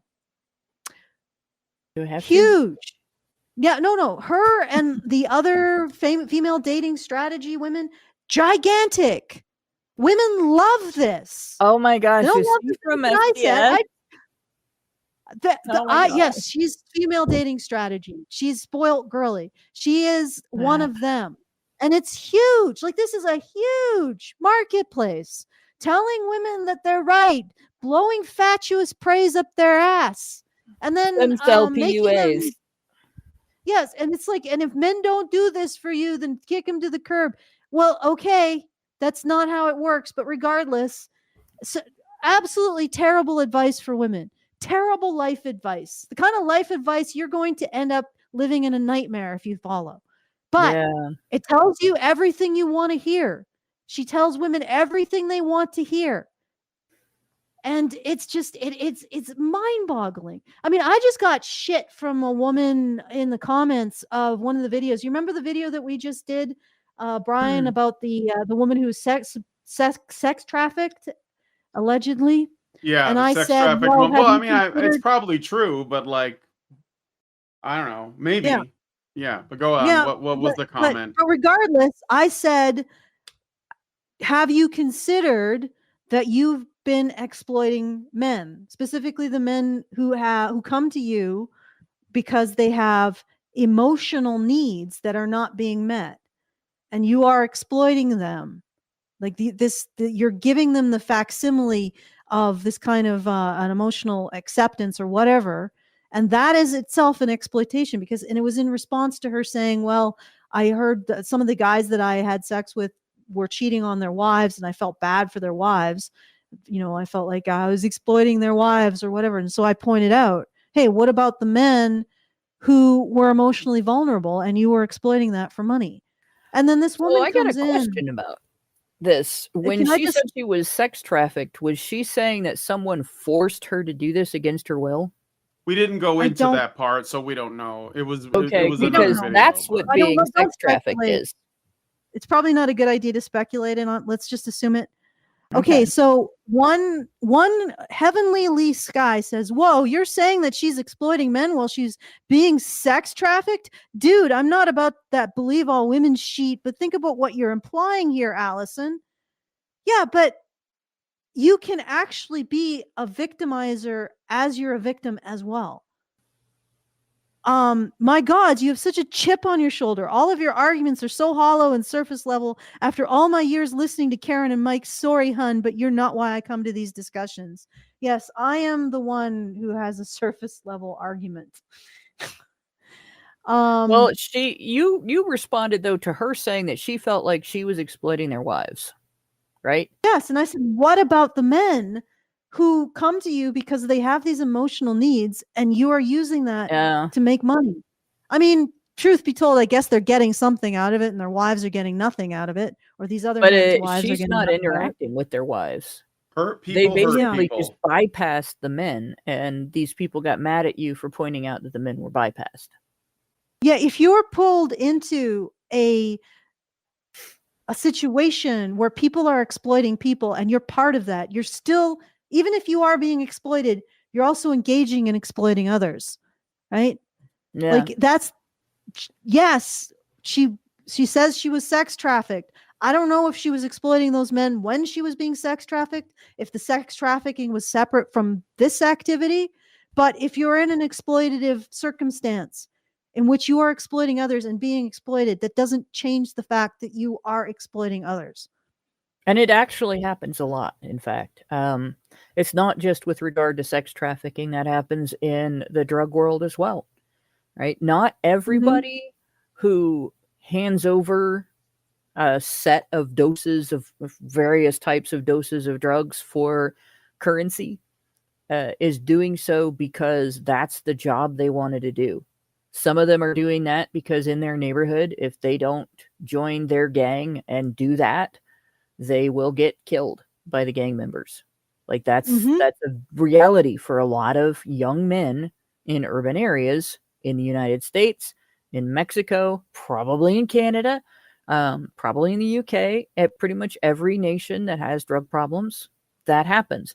And it's mostly specific to men. There are women that get involved in that as well and do the same thing. But when it comes to the risk taking end of it like that, it's a lot of it's men. The teenagers that I hung out with that were selling drugs were conned into it by adults who were part of a crime syndicate. Like they ended up behaving as badly as the adults, but the agency that they had as teenagers was nothing like the agency that, a 50-year-old has. And so there's a lot of exploitation that takes place. And then those guys roped other guys into it. And of course, some of them thought they really had a good deal because they had more money than the guys that were working at McDonald's, right? And you did have quite a bit of, well, yeah, that boy's being exploited, but he just got 4 of his buddies involved. It's not just sex trafficking. And people care a lot about it when it's women and would never, ever criticize them for roping other women into it, even though a lot of sex traffickers are women who may themselves have been trafficked, but then they rope other women into it. But they would absolutely criticize those guys. So I think a lot of times when you have something going on like this and you get criticized, it's not compassion for the trafficking and the exploitation, the circumstances that the person you're criticizing are under. It's the fact that she's female and they're a bit gynocentric. So therefore, if she is suffering adversity, it reduces her accountability in the situation in their eyes farther than it would if she was male. Yeah, and that's infuriating. So I responded with, oh goodness, things are not popping up. Never mind, doesn't matter how I responded. I basically said, well, why can't we talk about that? I mean, she already brought up this idea of her negative effect on the women. Why can't we talk about the negative effect on the men? What's the block? All right, so Gynocentrism. Gynocentrism. There was one other chat that I wanted to bring up. So Christopher Adkins says, I'm struggling with whether to come forward or not. I've experienced female sexual assault and considered reporting it and ultimately never did. Well, depending on how late it is, and after it may be just too late. If you are in that situation, do it immediately, and don't let the police give you bullshit. I mean, I think they're more and more less likely to do that now, and to actually take these claims seriously. I mean, I know there's a lot of places where they won't, so you might get some secondary trauma from that, but honestly, we need to start holding women to account for their sexual crimes, because it's the only way that we're going to take, first of all, that we're going to start seeing an overall reduction in this problem generally, but also women don't deserve to be able to use this as some kind of bludgeon against men socially. Like this is the thing they always go back to. Like Manifestelle, this is her excuse for why she gets to treat her relationships as men as battlegrounds. This is it. And yet it is a lie. And you can even see on her face that she must know that this is a lie. Like that is not an honest face. That is not a face you trust. All right. So I think we have a super chat. Yep. Sort of wake you up there, Brian. Xeranx gives us $5 and says, it's not like the NXIVM case where a woman who is said to have spurred on branding people is also considered a victim. Allison, can't happen /S. So he's in sarcasm. The NXIVM is like a sex cult. They were sex trafficking or something. And one of the women, I think the one he's talking about was, I can't remember her name, but she was on she was an actress on a show called Smallville. Allison Mack, I believe her name is.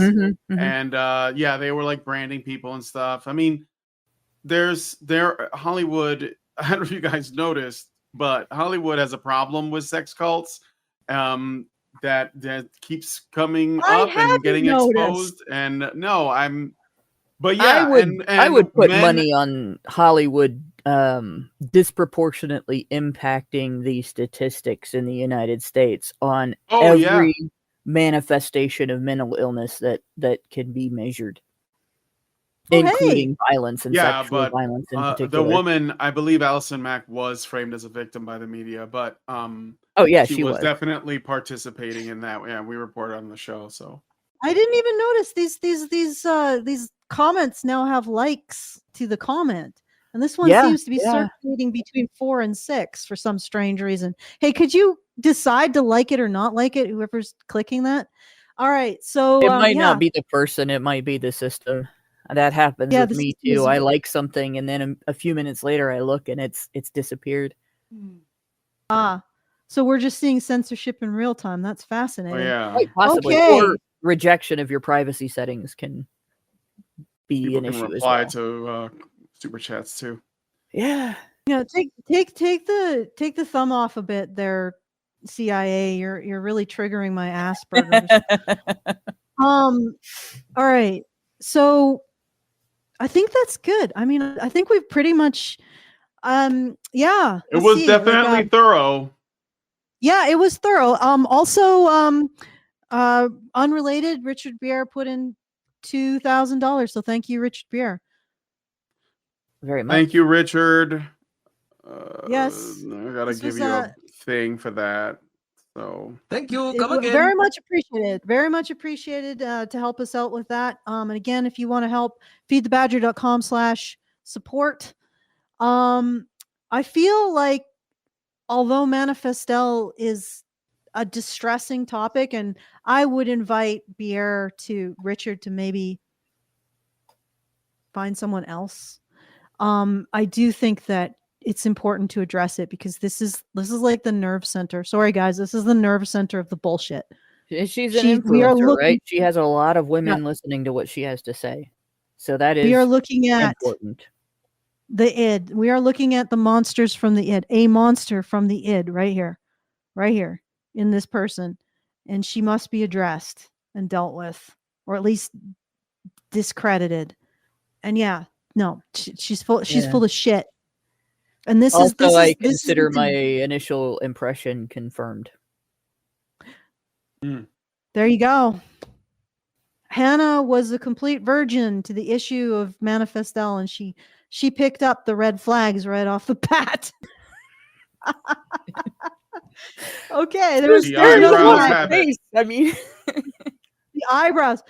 It's not phrenology, it's eyebrowology or well, browology. it's not necessarily that way with every woman with thin eyebrows, but it really is a red flag, especially if it's put on. Like, Oh, somebody's asking if Yeah. we could do The View at some point. oh Oh, god, good lord! No, Like you mean this the is a show? monster How from much the egg. time is- That's like no. the crack. That's We're gonna have to do San that when Andreas it's fault not. right to hell. Y'all, we're gonna have to do that when it's not cold and flu season, okay? Because I haven't had a day off in a month, really, Mhm. All right. and I'm not gonna Okay, have well- a day off until after the 21st. Okay. Well, we won't do that anytime soon. And it might have to be a request. All right. So once again, if you want to support the show, so apologize for my peach impediment. If you want to Could be support the worse. show, please go to feedthebadger.com/support. Every bit helps. So, $5, $10, it's all of it is the $5 or $10 that got us over the top. So feedthebadger.com/support. Do it because we exist, because you guys make sure that we continue to do this when we are able to continue. And if you want to send us a message at any time after the show is over, feedthebadger.com/justthetip. Very best way to send us a tip with a message, and we will read it at the next reasonable opportunity. All right, I'm going to hand it back to Brian because I think that he's been gone for the last hour. Okay. He's only I mean, technically here. we almost did 3 hours. That's a bit insane. No, wait, We did more than 11. 3 hours. Yeah, 11, 12, 1, 2, it's almost 3. So almost did 4 hours of 3.5 show. hours. 3.5 So hours. I'm going to be blunt. There have been I several think- people that have asked if we would do a 24-hour stream, which I think I think is crazy. But we're verbose enough that Brian we is would be dying able to fill inside. it. I will set it up, and then I'm gonna walk away and live my life while you guys just talk about whatever. And then I'll come back at the appropriate time and take you guys offline. We actually could probably do this if we were in an area where more than one person could take responsibility for actually running the stream so people could get breaks. Yeah. But Yeah. it would have to be sometime when we go to a gathering. I gotta read Super Chows. So Pepito, thank you, gives us $10 and says, "Honey for the Badger, thanks for the long format show." I'm not gonna say you're welcome because I don't want you to feel welcome to that. And then Richard Bier gives us $5 and says, "I wonder just what the correlation is between the sexual degeneracy of Hollywood and the infestation of communists in Hollywood." Well, I'm gonna consider that question rhetorical and just leave it at that. Okay, so that's all the Super Chows. Thanks, guys, for coming on the show. And if you like this video, please hit like, subscribe if you're not already subscribed. Hit the bell for notification. Leave us a comment. Let us know what you guys think about what we discussed on the show today. You'll find links to all 4 videos in the description. Thank you, guys. And please share this video if somebody has 4 hours to spare. And thanks guys so much for coming on today's episode of the Rantzerker, and we will talk to you guys in the next video.